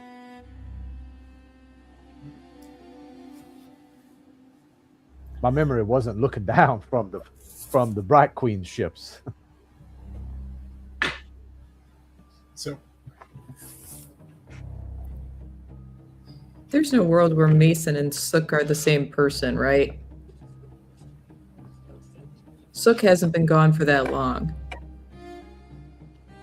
Right? Definitely was weird, whatever it was. And I would say Foreign is describing that as a memory from his mind. But is he remembering like this actual scene of Mason leaping out? No, Or he's just remembering describing that that's simply a memory. A So face. is this part of the trap, part of the prison, where anyone who tries to rescue them, they look like someone that they wouldn't rescue? Only one way to find out. Yeah, but if it is Mason, do we really want to pull Mason out? Well, one of us could go in. I don't want to go in. Um, You can't get out. What if we just thought about Sook and see where that took us? That's possible. You definitely get the feeling that triggering the threshold is part of whatever is happening. And it is strange that ever since you arrived wherever you are, your thoughts are heightened, your thoughts are more transparent, they're more connected with each other.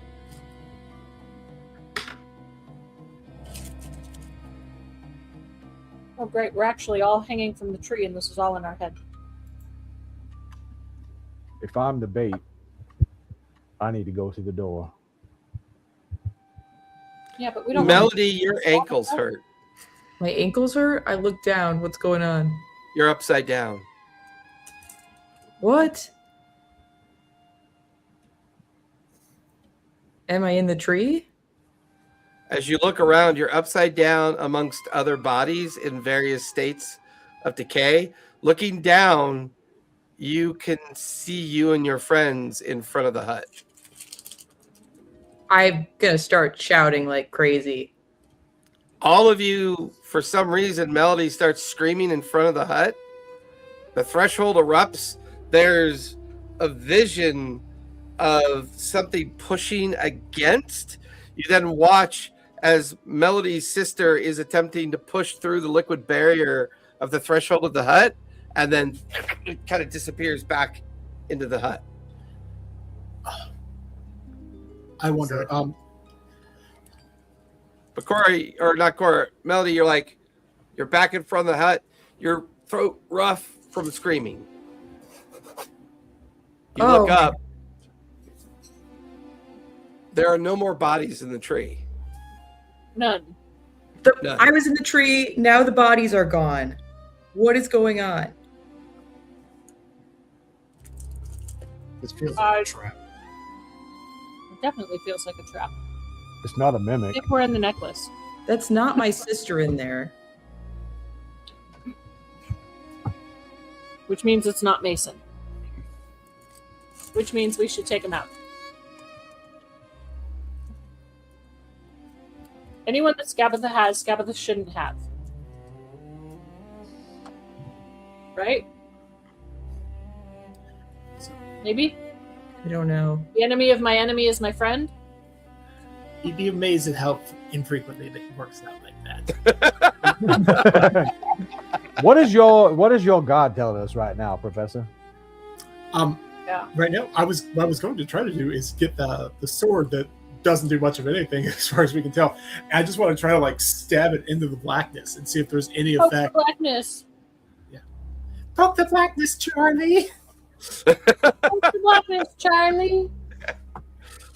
I mean, The magical blackness of despair and wonder.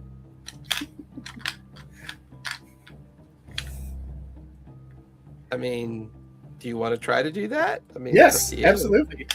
Okay. Yeah. You guys watch as the professor steps up in front of the threshold and he takes out the sword that he found and slams it into the inky blackness. You watch as the blade disappears from sight. Only him holding onto the handle and the hilt still connecting. You then watch as he tries to pull and move it. The blade won't move. As he releases his hand, Help him.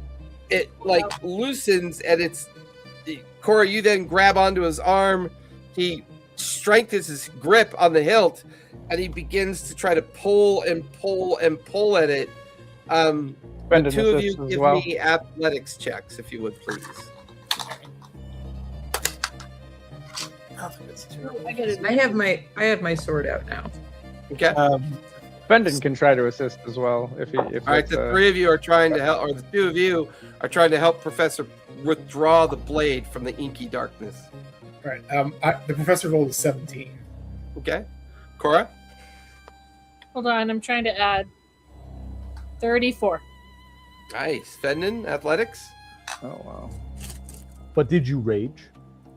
I did. I said I Yeah. raged a while ago. Yeah, Yeah. he was already raged. Yeah, because he was raged in preparation of, grabbing on whoever was gonna maybe get pulled out of the whatever was 31. coming out. 31. 31. Yeah. The two of you help the professor finally withdraw the blade from the inky darkness. The blade is now completely blackened, and as it pulls out, this obsidian gelatinous-like liquid forms on the blade. There's a thread of it still connected to the threshold, and you watch as the sword absorbs all of the inky darkness into it, fades into the blade. All of you are now staring into the interior of what feels like a small house. You can smell food being cooked. You can see couches and chairs and bookshelves. And in the middle of this, you could see a wooden crib. And standing in that wooden crib is a very young-looking child. Maybe they're young. It's hard to tell. Both Thorn, Fendon, and Melody would recognize Fey-like traits on the visage of this child standing in the crib. It smiles at all of you as you stand just outside the threshold. It then sits down, turns around, and you can hear it playing with toys.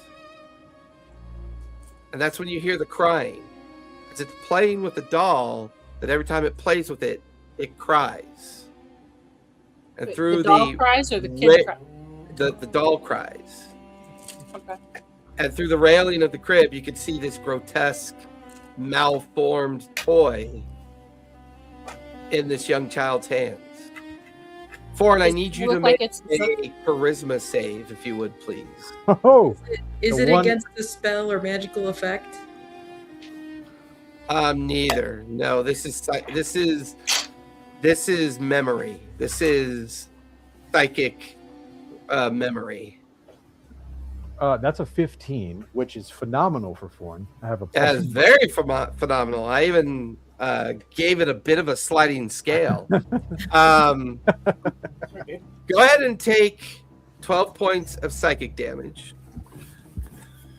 As you realize that child is the transformed version of the Silent Sook because of their unseelie fey appearance, and it is currently playing with one of Scabatha's evil toys. The inky darkness is gone. The psychic prison collapsed. Fendon's still raging, so he will try to do branches of the tree on the child and not the doll. Okay. Well, I'll try to convince the child to drop the doll. Like, hey there, little fella, why don't you put that nasty little doll down? Give me persuasion, Thorn, and Fendon. Read to me the rule on your ability I have a to necklace. do. What does it say? I have a necklace of Druidcraft. I want to make a different doll. Branches of the tree. Whenever the creature you can see starts its turn within 30 feet of you while your rage is active, you can take a reaction to summon spectral branches of the world tree around it. The target must succeed a strength saving throw or be teleported to an unoccupied space you can see within 5 feet of yourself, or in the nearest unoccupied space you can see. After the target teleports, you can reduce its speed to 0 until the end of its current turn. As you stand at the threshold with Thorn right to your right and you at the threshold, you begin to realize that you are 5 feet too short.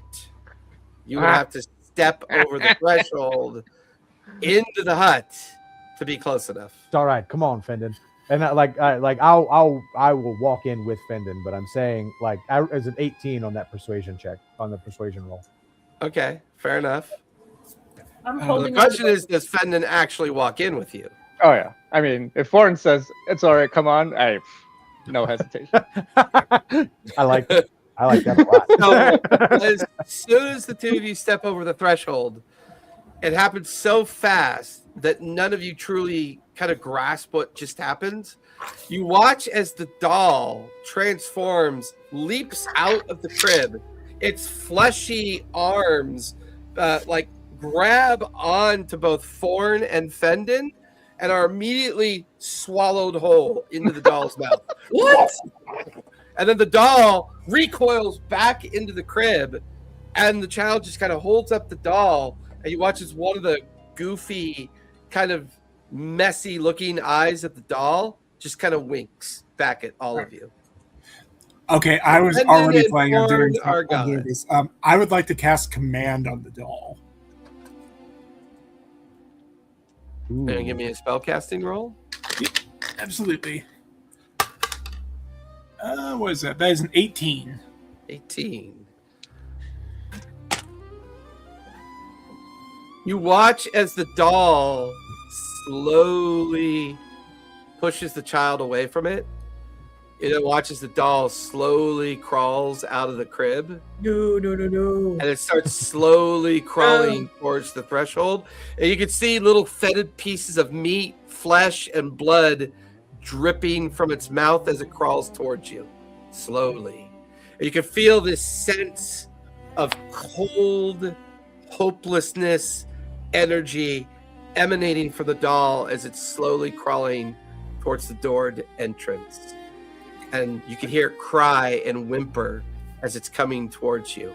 Now, as you hear the cry and whimpering, I need the four of you to make intelligence saves, if you would, please. Is it a magical effect? This is a magical effect. Yes, this would be a magical effect. Okay, people can roll with advantage. Because the other one was a physical effect. This is a magical effect, so that's fair. All right, I got a 23, but did it succeed on a wisdom save on that? Or You didn't get any sense that it was affected by it whatsoever. You got the sense that it was immune to charm. And you guys also get +5. Okay, then it's a 28. Well, you don't get +5 because you've got your own emanation. Sorry. Sorry, Professor, you got your own radiant stink that you can rely on. Fine, it's a +4 to that, so it's a 27. But yeah. I got a 23. 27, 24, 23. Trail, what'd you get? 22. Ooh. Ooh. Pretty good. The DC was a 21. Oh, Ooh. Yes. And I rolled really good, thank God, because I have an intelligence of -1. Thank God. Yes, I know. Thank God for that +5. As the crying gets louder and it kind of burbles out of the hut door and out of the threshold towards the four of you still standing on the other side. The psychic energy that slams into you is not really all that effective. So you take half of 42 points of psychic damage. Not all that effective, but still That's a lot. It's 41, each of you take 21 points of 21 points of psychic damage. It's now sitting on its haunches like a baby learning to kind of sit up for the first time. Blood and viscera dripping from its mouth as it just stares at you guys menacingly, almost like daring you to come inside. Would you consider it to be a humanoid? By all appearances, it would feel like a physical object. So It- probably. Ooh, can't you know cast- what? Actually, that's a clever question. Give me perception or investigation, Air Trail, as you kind of brave it a bit and get as close as you can without crossing the threshold, and you peer at it as if to look for detail. I rolled a nat 20, but I have a -1 on investigation, so 19. 19. Hey, that's still pretty damn good. Does anyone have guidance for him? He has guidance. I have Yeah. my own guidance. You have your own guidance. So Is 30 it 20. only? 30 20. There is a craftsmanship to this doll. Its arms are stitched with a mixture of silver, platinum, and gold metal wiring.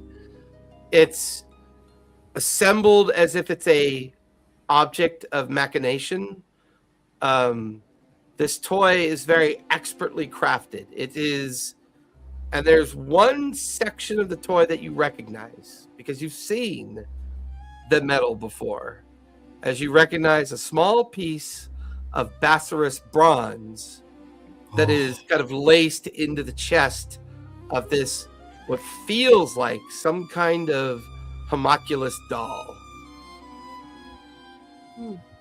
Did the doll do psychic damage? Yes. Was it the damage that it did? Yes. Okay. Okay. Because I'm resistant to that, so I don't take Well, all the half. So can I try hold person on it with that? You never know till you try. I'll try it. Hopefully she's there, but I'm gonna turn my camera on real fast just because you guys gotta see radar right now. Oh, it's not gonna do it. It's gonna do it on my face. She's on my back. I'll post it. Oh, Yeah, you'd have to turn your background off. Yeah. Let's try that real fast. can I? Well, Eritrea's casting. Can I start whispering to Sook and just talking to them like a baby, just like, "Hey, cutie, come here." Yeah, give me. Oh my God, look at that cat. Oh, cutie. My Is dad he needs a eating? shoulder rub, so I'm giving him shoulder rubs. Oh, Eric, you're so Chicken lucky. biscuits. You've been blessed by the Yeah, cat. yeah, because if the cat crawls on Melody's back, it pins her down for a 3 count. 1, 2, 3. A giant mountain lion that she keeps back there. I woke up this morning I and I gotta had say- Sebastian on one side and my cat on the other side, and I was pinned. Oh, love it. I rolled a 17 for that spell to successfully go off. So as you're distracting it with that spell on it, that hold person spell, which the fact that it gets a wisdom save tells you that this object is both creature and mechanical thing at the same time. Now, hold person, what's the spell effect for hold person? Is it a charm effect? It is. It's concentration. Choose a humanoid. Must succeed on a wisdom saving throw and have the paralyzed. Paralyzed effect. I actually rolled it's a wisdom save, though, right? Correct. Yeah. I rolled a natural 20 plus 10. Well, the DC is 100, so you fail. Paralyzed. Which tells you that this is a very powerful object, Eritreo. Yeah. And only somebody with Plus 10? Yeah. like something with like powerful artificer abilities would have made this object. I'd like to take a look. To my eyes, does it look like it was? What the hell? Sorry, my phone just buzzed at the most inopportune time. Does it look like it was crafted as it is, or is the whatever is inhabiting it? Does it look like that might have changed it somewhat? Is this like it was clearly assembled as it is, or is this kind of like a chaos from Warhammer? Oh, that's a great one. You have some innate arcana. Give me an arcana check. Melody, what'd you get for your persuasion? Oh, let me roll. That is a 24 arcana. I got a 25. Actually, While Professor is I got focusing 29. on the doll with that kind of the face of a very curious teacher, like somebody who is just like enthralled by what this thing is and he's focused on it. It seems as if his attention to it is distracting the purpose of the doll. Mhm. The toddler in the crib stands up and looks over the edge of the crib at you, and you kind of get its attention, and it smiles at you and it kind of waves at you, and jams its fist into its mouth and starts chewing on its mouth and chewing on its fist, and it starts whispering towards you but can't quite hear the words that it's saying. It could be simple words maybe, but you catch 2 words. Mhm. Help me.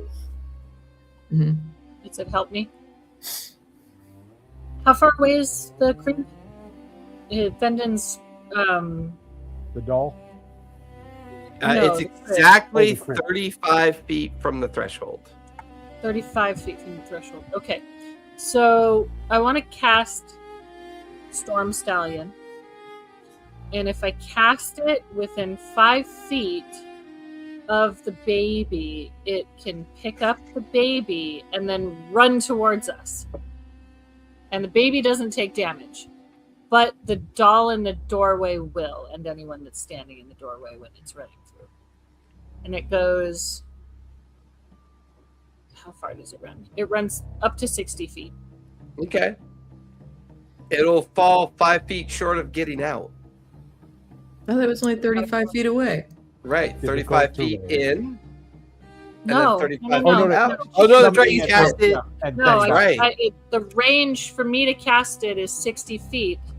And then it runs 60 feet. Since towards Air the- Trail and the professor are focused on the doll, and the two of you are trying to figure out a way to get the toddler out, Yeah, Air but I'm Trail gonna and have to Professor, as Cora is beginning to cast her spell, you can see a counterspell sigil beginning to engrave itself on the brass plate of the homunculus doll. Do you have to see to counterspell? Ooh, that's a good one. Should say in the spell itself. I don't have counterspell, so I don't know.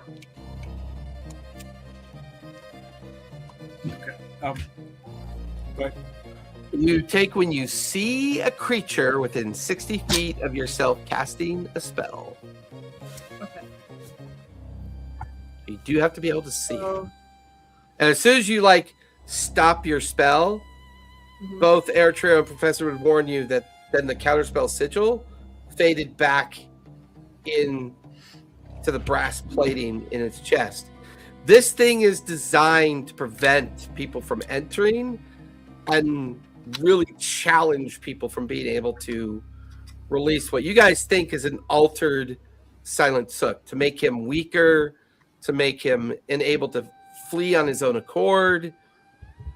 For whatever reason, Skabatha has left her most powerful abilities to protect the Silent Sook. So she is definitely nowhere around. She is Right. gone. She's somewhere that she feels powerful protections needed to be placed on this hut to keep the Silent Sook imprisoned within inside of it. Well, we still have to get Forn and Fendon out of the critter. Should we start just beating this thing up? I'm just worried we're going to be sucked in, but Well, I don't know what what else was to the do. result of my Arcana check on that? Your results of your Arcana check, because that was a pretty good one. Or how much would be obvious to you with that arcane nature. This is a very powerful object that was built by a very powerful artificer. You get the feeling that this was built by Crimp. The way it was built, the way it's been assembled, it all feels like something Crimp would have built. However, the malformity, the parts of it that feel more like deformed humanoid existence probably came after the fact. Okay.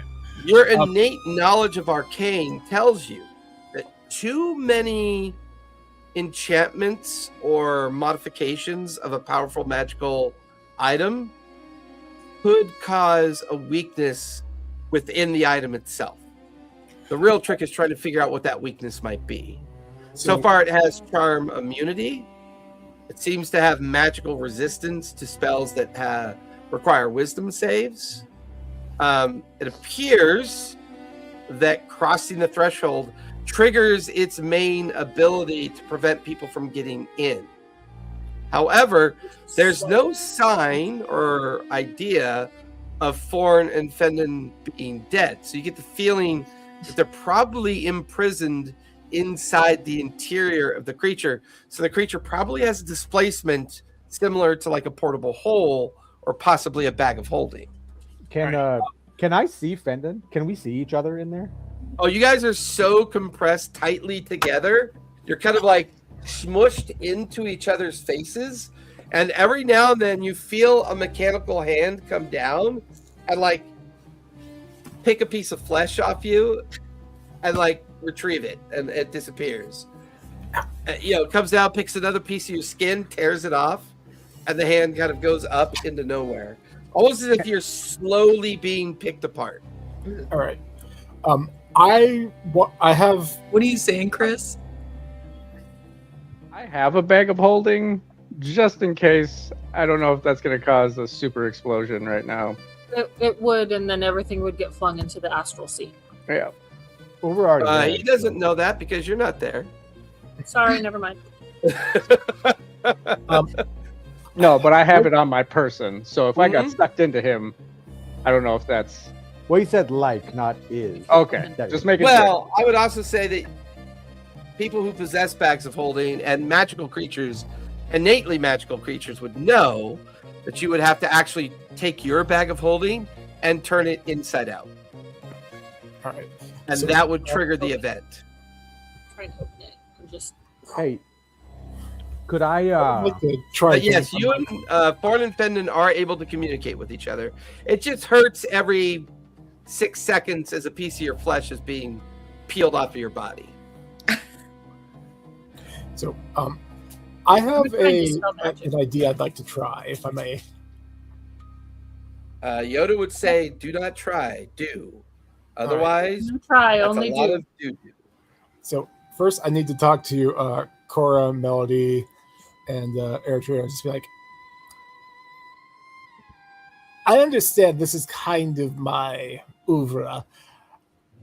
If this goes wrong, please. It's like, if this goes wrong, please do what you can to assist the child. And I'm going to dash at the doll. And I want to get my hand around it. As soon as you cross the threshold, I got to mark off another box. So that's What? 1, 2, 3. As soon as he crosses the threshold, the mouth opens, and like Jabaltros is just immediately swallowed into the mouth of the doll. There No, isn't a moment for us to snatch him back or anything. How no, big it's like do a you think blink. that It's like thing's a mouth- blink of an eye. And you Okay. just see this massive mouth open, All right. and there's like a spray of arterial blood that kind of sprays out of the mouth, Oh, like a God. long yeah, line this of is- like jagged teeth and a meaty tongue that begins to kind of slather at the viscera on its teeth. Okay, but I'm physically touching it. All right, You're because what I inside wanted it. to try to do. Well, is, you're now physically touching it on the inside. okay, that's fine. Because what I wanted to do is, I noticed the Basilisk Bronze was like trying to inscribe a counterspell, right? Correct. When Cor was attempting a spell at the time, yes. So- What I want to do is, now that I'm touching it, I want to try to cast Mending, and instead of that, I want to return that item. Like it's all part of one amalgamation. I want to try to return that to its original. All right. See, now that would have worked on the way in. So I am going to give you one opportunity here, and it's going to be based on sleight of hand. Okay. The DC is a 22. So give me a sleight of hand of 22 or higher. Guidance will not work for this. Does he Well, get he would have been the starting inspiration that we got from last time, even though he I wasn't do have there? I do still have heroic inspiration. I guess he would be in the aura of effect of guidance. So yeah, guidance, I guess we'll let guidance happen and for that's this. guidance is a D4. Yep. Yeah. Yeah. All right, let's see what I got. What is my sleight of hand? That's actually not that bad. And sorry, that is an 18 plus 4 without doing anything. So that's a 22. And guidance was a 3. That's a 25. Nice. 5. As Jabaltros is being swallowed, his hand gently brushed the front of the creature as it swallowed him. There's a brief kind of like flare of light. You then watch as a inert mechanical entity topples to one side, and a malformed kind of Shadowfellian kind of Bogart looking creature falls to the other side. And in between them are Jabatros, Thorn, and Fendon. In the doorway. Oh, that worked awesome. The doll's no longer moving. The creature, the Bogart that was malformed and conjoined with it, is now slowly crawling out the door into the magical darkness. And the whole time it's crawling, it's like giving that kind of creepy, blubbery, wheezing sound as it's crawling away, trying to get away from the hut. So I started blasting. So whatever the sword did, it clearly absorbed that thing. I want to try to attack it with the sword. Yeah, feel free. All right, let me roll an attack because I don't know anything about the sword's properties. But I I'm go to going pick to up child- Sook. Yeah. Yeah, I was gonna. You guys go in, and as you enter into the hut, you're around the crib. You watch as Cora picks up the 5-year-old version of the Silent Sook. You then hear, what'd you get for your attack? I got a 20. Sorry, a 21. I don't know shit about the sword. Right. Stats. Like when you attack the little blubbery Bogart that's kind of like trying to get away, it kind of pops like a gelatin balloon. Oh. It makes like a squidgy sound, and then like a mixed colored viscera just kind of spreads out and slowly dissolves away. The rest of you are outside the hut. You're standing there holding the Silent Sook. All right. I'm gonna unleash Firestorm on this hut. Fuck this place. All right. Tree's still there. That's a 17 to cast it. Yeah, it goes off. Go ahead and roll the collective damage of Firestorm. Yeah. As you guys kind of all back away, watching Eritrea begin to destroy the hut. 8 hands. Does it burn the tree at all? I'm going to find out soon enough what it does. Now, would the witchlight or whatever stone we were looking for? Well, she's got to Thank have you. the flashlight with her, or I mean, she has to have the stone with her, right? Crystal? You don't see it anywhere. Or maybe it was in the hut. Who knows? Can we inspect? 30. She would leave it behind. 39 points of fire damage. You guys watch as a rain of small meteoric fire begins to storm down onto the hut. And within mere moments, it's just a smoky ruin of what it used to be. And it just kind of dissolves into the inky atmosphere of the astral sea. Nothing left behind. Nothing. Tree, once again, is filled with the dead, like it was before. I'm going to try to cast a spell. It'll probably fail. But I'm going to try and cast Locate Object. Go for it. Just in case, since we're here. So let me roll my second level. Is Locate Object interplanar or same plane? It's distance. Within 1,000 feet. So, Okay. Yeah. But I rolled a 13, so that's gonna pass for sure. And I'm looking for specifically the crystal, the witchlight crystal. You're not sure if this means the tree is 1,000 feet or could be more, Mhm. but the very edge of the location distance of your spell, in the very center of the Tree of Death, you sense the object is up there. Ooh. In the branches or in the center, like of the The very heart of the tree out of your visual cue. Like, you'd have to climb up beyond the darkness of the horizon of the tree to eventually probably be able to find it. You get the feeling it might even be at the very heart of the tree. Or do you want me to burn this tree? I don't know that you could, honestly, but I feel like we need to get the baby out of here before we try anything else. Can anybody do anything to send Sook out of here? Yeah. I worry I can- if we don't get this, we won't be able to get it. We won't be able to come back. So I can, well, hang on, because what I can do is I can take Baby Sook, and I can use Word of Recall on just myself and him, and transport it back to our ship. Like I don't know Yes, where that is. and how do we get out? Well, Well- is Sook talking? Like, does Sook still seem like they have a child's mind, or are they now? Oh, they are very much a 5-year-old. Okay. Words I are things like, craft- you know, craft it all. I'm tired, or I'm hungry, or like things that a 5-year-old would say when they haven't got enough sleep, Or- not enough food, Okay, not our enough 5-year-old anything. has some pretty decent conversations. Could Just 4-year-old. Our 4-year-old has Can some I- pretty conversations. can I cast Detect Magic on Sook?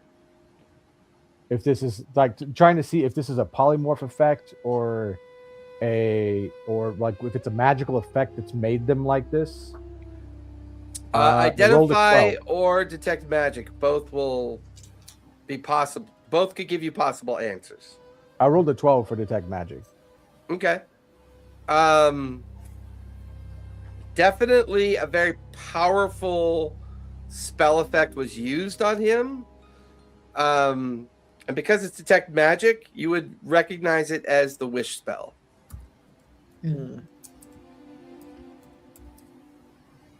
Well, somehow Sook was wished into a child. Anyone know how to undo a wish? No. Another wish? Maybe when we get him back, I don't know, his sisters will be able to do something. So I worry if Professor takes him out, we won't be able to get out. Yeah, There's our exit too. why don't No, we just try and make this quick? Just climb into the tree, get it, and go. Well, if we're still in the Someone astral sea, all think we gotta about do is think Go about and it. Yeah, let's And- try that. So I start thinking About- about the location that I detected the stone at. You find yourself standing at the edge of the tree. You feel as if the magic that you feel as if the metaphysical effect of the astral sea kind of ceases as soon as you're at the edge of the tree. Got it. Feels like another layer of defense, another trick of magic, another thing that she's done to once again protect something that she's hiding. All right. I will try to cast Pass Without a Trace to sneak up, assuming we're all going to go up there. Better to try sneaking than not, right? Yeah. Yeah. Nope. Nope. Uh-oh. That was a 1. Oh, A natural one? Yes, it was. Oh, this is gonna Not be fun. This is a catastrophic failure. Yeah. Oh, This is but your gonna be catastrophic failure could blow up. the tree. Fun. Give me a D100 if you would, please, Foreign. Oh yeah. There's one of them. There's the other one. 55. So 2 things happen when Foreign casts the spell. Number 1, the spell rebounds in such a way that it inadvertently face steps him up 60 feet into the tree. Ooh. As soon as he realizes he's up in the tree and grabbing on to some of the branches and nearby boughs of the tree, you watch as the immediate 30 of the dead bodies around him begin to swarm onto him, grapple him, bite him, tear at him. Thorn, give me a Constitution save, if you would, please. Constitution. That's a 10. You can feel teeth biting into your spine. You can feel hands ripping out your ribs. All of you watch as Thorn is torn to pieces up in the tree. You then watch as pieces of Thorn begin to rain down Treo. You then watch as hundreds of hungry faces, thousands of hungry faces in unison. Grabbing as much of Thorn as we can and then running. Look down. You watch as ropes begin to unravel. Grabbing as much of Thorn and his stuff. Dead bodies as are we beginning can. to fall freely from the tree down towards you. So Grabbing as much of Thorn's stuff and then running. Thorn and Thorn stuff. Thorn is still like, Turn undead. Turn undead. yeah. Well, if you've ever made fresh squeezed orange juice, Mhm. like really pulpy fresh squeezed orange juice. I mean, we just need a hand or a finger or a foot or something. that is actually true. Look, this is the most intact part of him. Fortunately, it's not his brain. Maybe the next one that grows will be better. And then we grab as much of his stuff and then run. I assume that I have touched a part of Thorn that's fallen out of the tree, right? Oh, there's plenty of pieces to touch, sure. I'm going to cast Revivify. It's been less than a minute. It's not Revivify. It would be Resurrect. Yeah, Because 'cause he's Revivify dead. doesn't replace. Do you have to have a whole body for Revivify? I mean, the Yes. text is you touch a creature that has died within the last minute. Right, Look he's at the no longer a bottom. creature. He's a series of objects. He's a corpse. He's an object. But I mean, that's circular. Like anything that's died, It does therefore not wouldn't work. Restore any. Well, no, missing it's all body about parts. what's the definition of a creature, is what it boils down to. I was This a creature. says- Because that the night. definition of a corpse is that you're an object. But Okay, the I mean, whole And point he's of a Revivify. I can series resurrect. of Yeah. shredded bits as the undead ripped him apart instantly up in the tree. is I think Revivify Ryan just said he says it tries to. doesn't- I think Ryan just said he tried to resurrect. Oh, I said I have resurrect. Oh, I have- Yeah, we I don't have to do it yes, here. Yeah, but I want to because there's a bunch of undead rushing at us, correct? Well, at this point, they're dropping from the tree by the tens and the hundreds, and they kind of make sickening thud sounds when they fall. And they're now slowly standing and beginning to kind of turn into a massive mob that is starting to kind of inch towards you as Jabatras and Cora are picking up every last aspect of what they could find of Thorn. I want them to grab Yeah, whatever and they his can stuff afford, too, 'cause and his everyone stuff is- everyone get close to me because the turn undead is anything within 30 feet of me. So Okay, I want I was everyone to be around me, so we kind of have a sphere around us from them. Okay. I'm gonna do Oh. something Is he still undead? similar in a minute. Turn undead. It's that just should automatically. That's go your also. channel divinity, correct? That's my channel. And at divinity. your current level, your turn undead channel divinity, what does that do now that you're... I think it gets more and more powerful as you gain in levels as a cleric.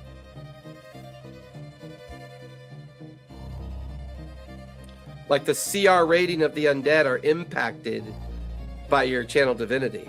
I don't see that. Should be under feat or features or traits. It should give you a more detailed reference to it. Okay. Because I was just looking in the book.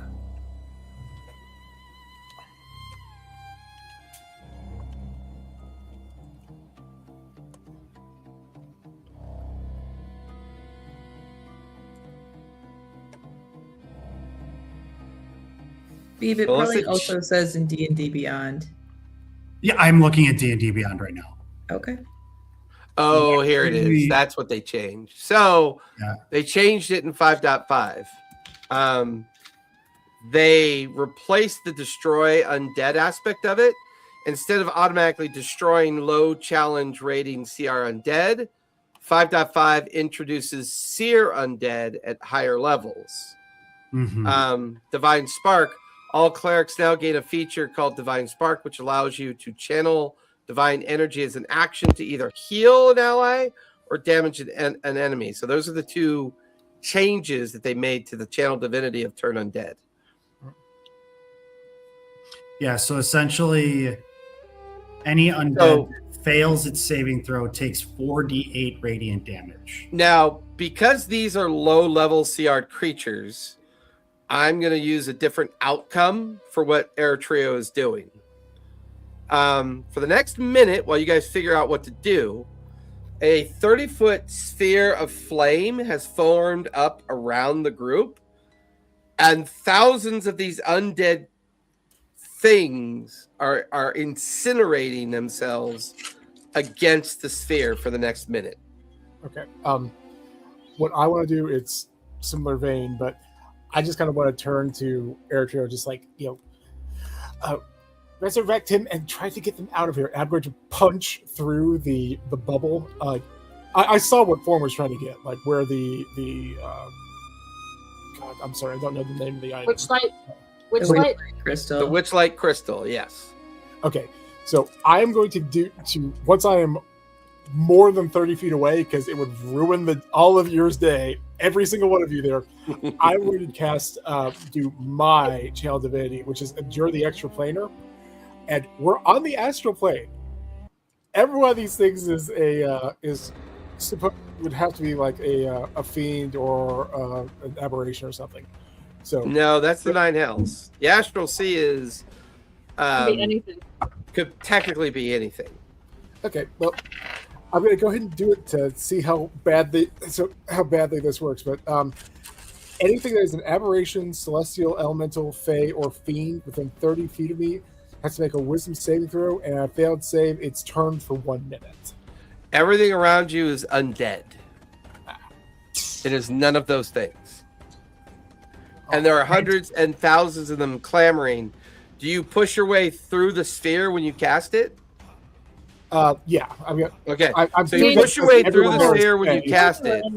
As you push your way through the sphere, go ahead and give me a strength save in the process. Because I gotta grab my dice. Oh, I'm sorry, baby.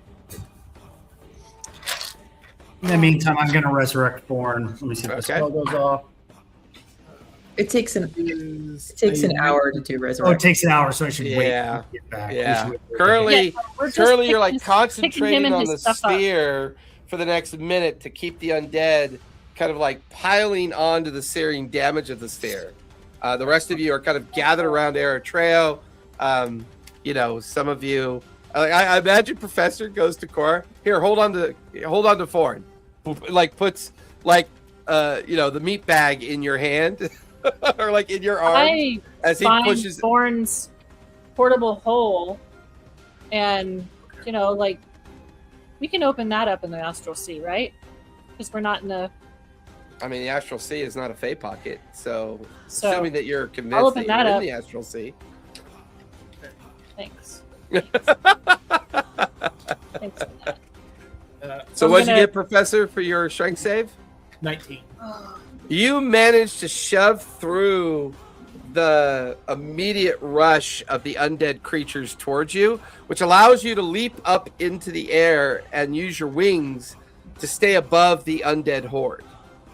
The distance between you and the tree feels like maybe 100-foot distance, maybe 200, since you guys ran as far as you could to get away from the tree and the horde that was forming. The tree is still continuing to drop undead entities or undead figures down onto the ground, kind of reamassing and swarming into the fringes of the herd. Eritrea, how many channel divinities can you use? It's like 4. 3. So you technically have used 1, correct? Yeah. Okay, so you could try to give Professor 2 more minutes by kind of maintaining your channel divinity to maintain the horde from getting to you and your friends, because as soon as they touch the flaming sphere of the channel divinity, they just turn to ash and can't get any further. You guys could see that the Professor has pushed through the mob and kind of is now flying above the mob, and he's flying up towards the tree at this point. I'm Professor, gonna scream, Sorry, go "You ahead. got this, Professor! You're so majestic!" and give inspiration. I feel like someone's gonna yell, "Remember, Forn's counting on you." Oh, well, fuck that then. With that, you start flying up, and the horde is massive down below you. They're still raining down from the tree, but you've got to get close enough to the tree to try to see where the object might be. So start off with a dex save, if you would, please. Let me see what my dex is on that. Dex save. Okay, that is a 25. Yeah, you're able to kind of fly through the falling bodies at this point. You fly up and you're literally kind of doing the Independence Day kind of jet plane thing where you're flying like parallel, to the tree. Now give me perception as you try to locate where the crystal might be. Oh, that sucks. My perception is awful. Yep. Oh, God. I did actually roll okay, though. I rolled a 19, that's -1, so it's an 18. 18. I would say based on the description that Thorn had gave when he cast the spell, that at least gives you a hint as to the fact you got to get up at least 1,000 feet, which requires you making your way winding through the falling bodies. So give me a second dex save to try to get to that level that you need to get to. Yeah, like we had that telepathic connection, so he would know where He I would have felt seen that. in your mind what you thought you saw. Yeah. Yeah. Or That is 30. 30. Nice. Yeah, At one point, you're kind of doing that cool shit where you're using the falling bodies like stepping stones to give you more propulsion. Yeah. So you're like stepping from dead body to dead body. Before long, about 100 feet above you, tucked into the very heart of the tree of the dead, you can see a 3-foot diameter crystal object pulsing with a purple and black light. To the very heart of the tree, there are still undead falling and swarming through the branches, but they don't seem to be interested in you. They seem to be focused on whatever this triggered effect of the tree is, getting at those down below. From this height, looking back, you can see in the dim darkness an orange-white radiant flame of fiery sphere that's been active for at least a minute. You know you've got at least 2 minutes left. That is just frying the undead as they bump up against the sphere. All right. So I'm going to try to fly up to that. The object that I saw out there, and just try to. Oh God, that's what that was. That scared the shit out of me. I'm going to try to, when within about 60 feet, I'm going to try to hit it with Sky Anchor and try to pull it back to me. Ooh, I like that idea. 'Cause then you don't physically touch it. The Sky Anchor brings it to you. Give me a ranged attack with the Sky Anchor. Its armor class is a 12. All right. Let's see. Sky Anchor, what is my... Okay, it's a +10. So anything but a 1. Hey, I rolled a 20. It's a dirty 20, but it's... You It's watch a the dirty Sky Anchor arcs through the emptiness of the boughs of the tree, slicing through undead creatures, and it like jams into the crystal form of the Sky Anchor. The magical retracting ability of the Sky Anchor brings it back to you. You're holding on to the Sky Anchor. The edge of the Sky Anchor's hook is like kind of into the crystal structure itself. Did a little bit of damage, but the crystal structure is still pulsing this heavy black and purple light. As soon as you like have control of it with the Sky Anchor, you look over, and that's when you realize everything that was interested in the sphere down below is now looking up at you. So, the first thing I want to do is drop a moonbeam directly over where the sphere was. They're still there. You've got 2 more minutes left. Where I grabbed the thing. Where the again, I'm blanking on the name of what I just. Oh, where the crystal was. Yeah, where the crystal was. Sorry. Gotcha. So you drop Moonbeam there, which immediately begins to kind of act like a mosquito zapper. Like the undead are just kind of keeping the ones nearest you at bay. All right. The ones down below are clamoring back towards the tree and now climbing up the tree. Some of them are like mound climbing on top of each other to try to create like undead kind of mounds of themselves to try to get up to where you are. You now notice the rest of you in the sphere. There are no more undead rushing you. You can see Professor way off in the distance holding something that's getting like shedding a purple and black light. He's at least over 1,000 feet away from you. Okay. Oh, So how did he get that far? Let's think ourselves over by him. Because he's not in the tree anymore, right? Well, Can he's he flying. think himself to us? I thought the Okay. thinking thing like stopped working once we got to By the the end. tree. Yeah. Oh, And he's over the tree. Let's He is. why don't we Yeah, he's start? literally right next to the tree. Why don't we Fendon will start, start- towards them? Let's start climbing up the tree. yeah. Yeah, Fendon will start wading into these undead masses and try to cut like the legs out from under them before they can build. Oh yeah, towers what up to skill them. do you want to use to do that? What's a I good mean, skill? I've got great cleaves, so. Yeah, but do you want to use athletics? Do you want to use athletics, strength? yeah, I do. Yeah, give me an athletics. athletics roll as you start clearing a swath through all the undead. Ford's going to use dexterity to pull his body closer together. Ford uses 22. pseudo thread. Right. 22? Yeah. All right. You guys notice that Fendon is now creating a pathway for you to follow. The undead horde is massive all around you, but as they're focused on trying to get to the professor, he's cutting legs and waists and kind of creating a 5-foot wide path, and he's directly in front of all of you. It's like Gimli at the walls of Helm's Deep. Mhm. Yes. Mhm. Just great What do you sweeping want? What do you cleaves do? in front of him. Following. Yeah. As you guys are Open the following them, Professor, from your height, you can see that they're making a trail through the undead towards you. You're pretty high up, but they're trying to come to where you are. okay, this is what I want to try to do, and I understand this is probably not how it's intended. I want to cast Sunbeam. Like Okay. I'm going to basically it emanates from my hand. So what I want to try to do is angle myself towards them and just keep it like I can fly at 50 feet. The range of that is 60 feet. So I basically am just creating like a 60-foot wall of radiant energy in front of me as I fly downward. Is it concentration? It is concentration up to a minute. Okay, so that'll drop Moonbeam behind you, Oh yeah, that's fine. That was just and then you have to fly down because you're so high up. Yeah. And you begin to fly down towards where they are.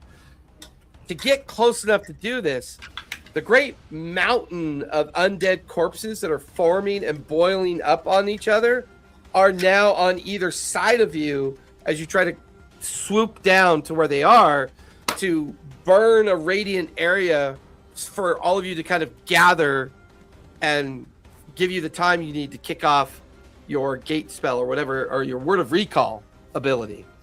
to be clear, this is not like the range of this is 60 feet with and me flying. It's like I'm not intending to like clear an area. I'm basically clearing a path forward for me. Like it's going to take a bit for me to get to them. And I understand. Correct. And the mountain of undead boiling kind of on either side of you will start teetering and toppling towards you. And that spell effect, they're kind of like bouncing off of it and frying and falling as you're making your way towards them and they're making their way towards you. Fendon, give me another athletics check, if you would, please.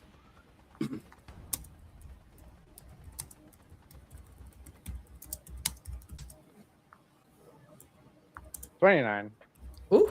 29. Nice. Jalbatros, give me an acrobatics or athletics check as you thread the needle down towards everybody. Gotcha. Give me a sec on that. Nat 20. Hey. Nice. Suddenly, as Fendon just, sweat pouring off of him, his eyes purple with rage, his very colorful form kind of sweeping the dead away, you'll see Professor land in amongst you, Fendon right behind him, the rest of you standing in front of the professor as all of you are gathered in that kind of like death corridor that's been cleared up. What do you guys do? Well, Are we together yet? Or are we Yep, still? you're all together on the ground. okay. Can't hear you, Grab Boris. onto the professor so we can do the word recall. Well, this actually works for me because sorry, since Forn is explicitly not a creature, and my word of recall can only be me and 5 other creatures, I can transport us all back. well, there's you and 4 other creatures. Plus Sook. Suck. Oh yeah, plus Sook. Yeah, That's plus Sook. right. yeah, see? Oh wow! Wow. Scoop me Or into just your something to a back, corner, please. storyteller. That is epic. You're in your Epic. own. Forn, you're in That's your own incredible. portable hole. Oh Hoist on man. your own petard, sir. Player murder or character murder turned out to be good. That's I mean, we awesome. would have just That's put awesome. the baby in the portable hole. And... No, I'm just kidding. You've been fine for 10 minutes. Now, technically, you have to cast Word of Recall. Uh-huh. Yeah, that's. But Let it's me see what the casting time just is. an action, right? It's not about Yeah, it being no, an it's action. it's You got to roll instantaneous. cast. Right. But I've already got the points set up, so it's just a 1 action instantaneous, and I'm just recalling myself Yeah. back to Right, the deck but of the you have ship. to Yeah, that's fine. cast it. He's at the talking level. about the rollsies. Still have to cast it. I You I don't got get I rolled a different d20 and I got another nat 20. I'm fine. That was Nice. probably extremely wise. Mm-hmm. Hey. So that's you guys are back on the airship. Are we still docked in the dock? Is the airship No still dock. It's exactly the way you guys left it. there? Good. All right. Let's see if I can bring Forn back. That's going to take an hour. Let's know, go but I- find. Let's do it. Let's go find the siblings and give the baby to them, and then we can do the res, not on the ship. No, let's do Ford first. He's dead. Like, I'm telling you guys, the place So we he's have to going, sit he may here not and- come back. Like, we have to do this now. Okay. Yeah. All right.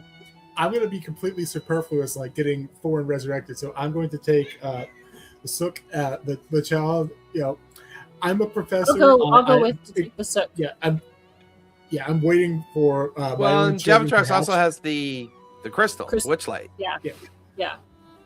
Like, I don't know anything about that. Like, I'll let you guys inspect that. But it's like, hey, little one, We want why to. don't you come with the big bird man here? Rez was He like "Ah, he like stupid pulls at crystal. your Give me the baby. yeah he like pulls at your feathers and yanks feathers off of you. I don't Mine. want to. Splitting the party is bad. How about we I'm just? going out. I'm going out the door. I'm not going out like. It's Okay. to get him out. It's so he's not witnessing, buckets Yeah, of a gore bag and of resurrection. meat being poured out into the hole. Yeah. Yeah. All right. So this is your Uncle Ford. Ugh. Floppy, Literally- floppy, floppy, floppy, floppy, floppy. I His- know that his you don't have. Strangely swollen and sickly looking liver.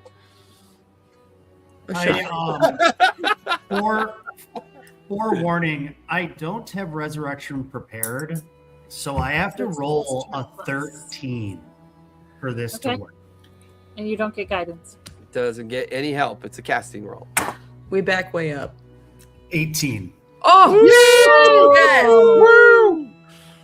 This is an hour-long process of this spell. Yep.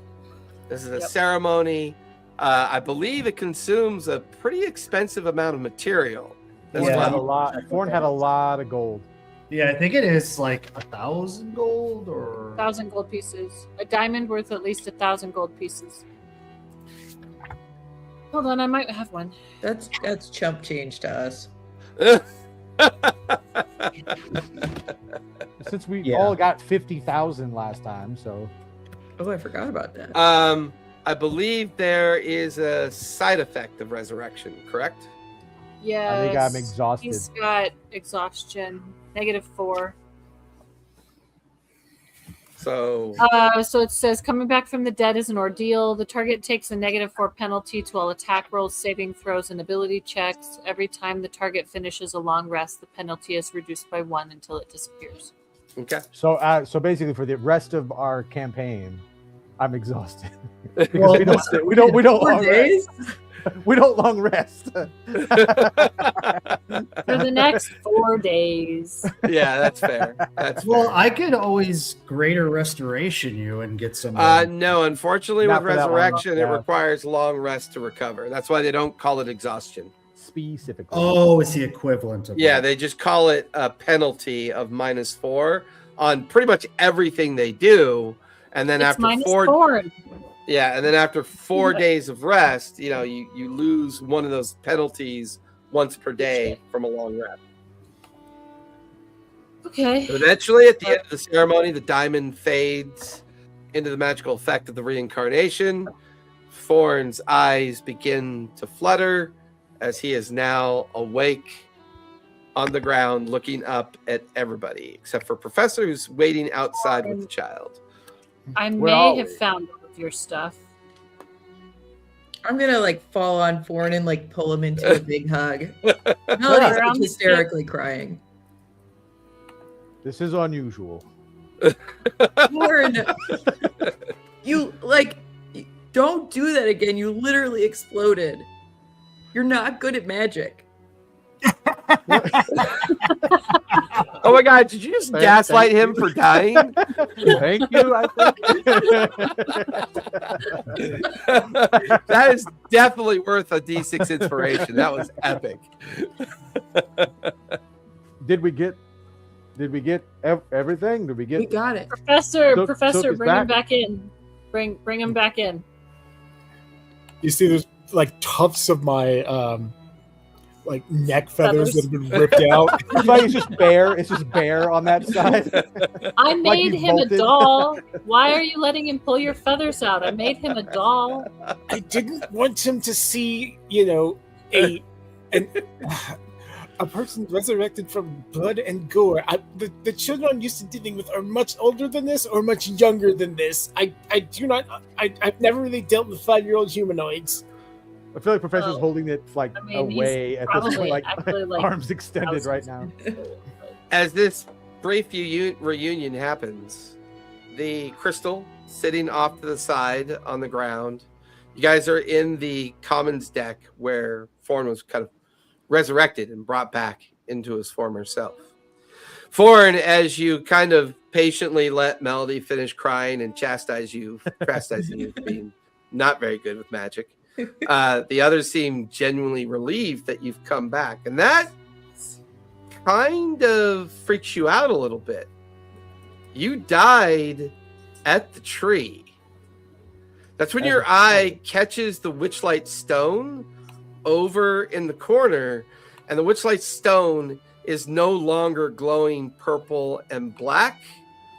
And the last fleeting memory and thought you have is the fact that the ability to cast Hex fades from your mind. And that's where we're going to finish tonight. Ooh. What? He Did we destroy the witchlight by taking the crystal out? we may have. I don't know. I just sit here and read stuff. You guys do all the work, not me. Okay. Let me just say how cool it is having a real cleric in the group. Right, Callista? Isn't it awesome? Will you guys linger so we can talk about the schedule? Everybody else, thank you for coming out, and we'll see you all next week. Be safe, be kind, and don't forget, play a game, everybody. Hey, hey.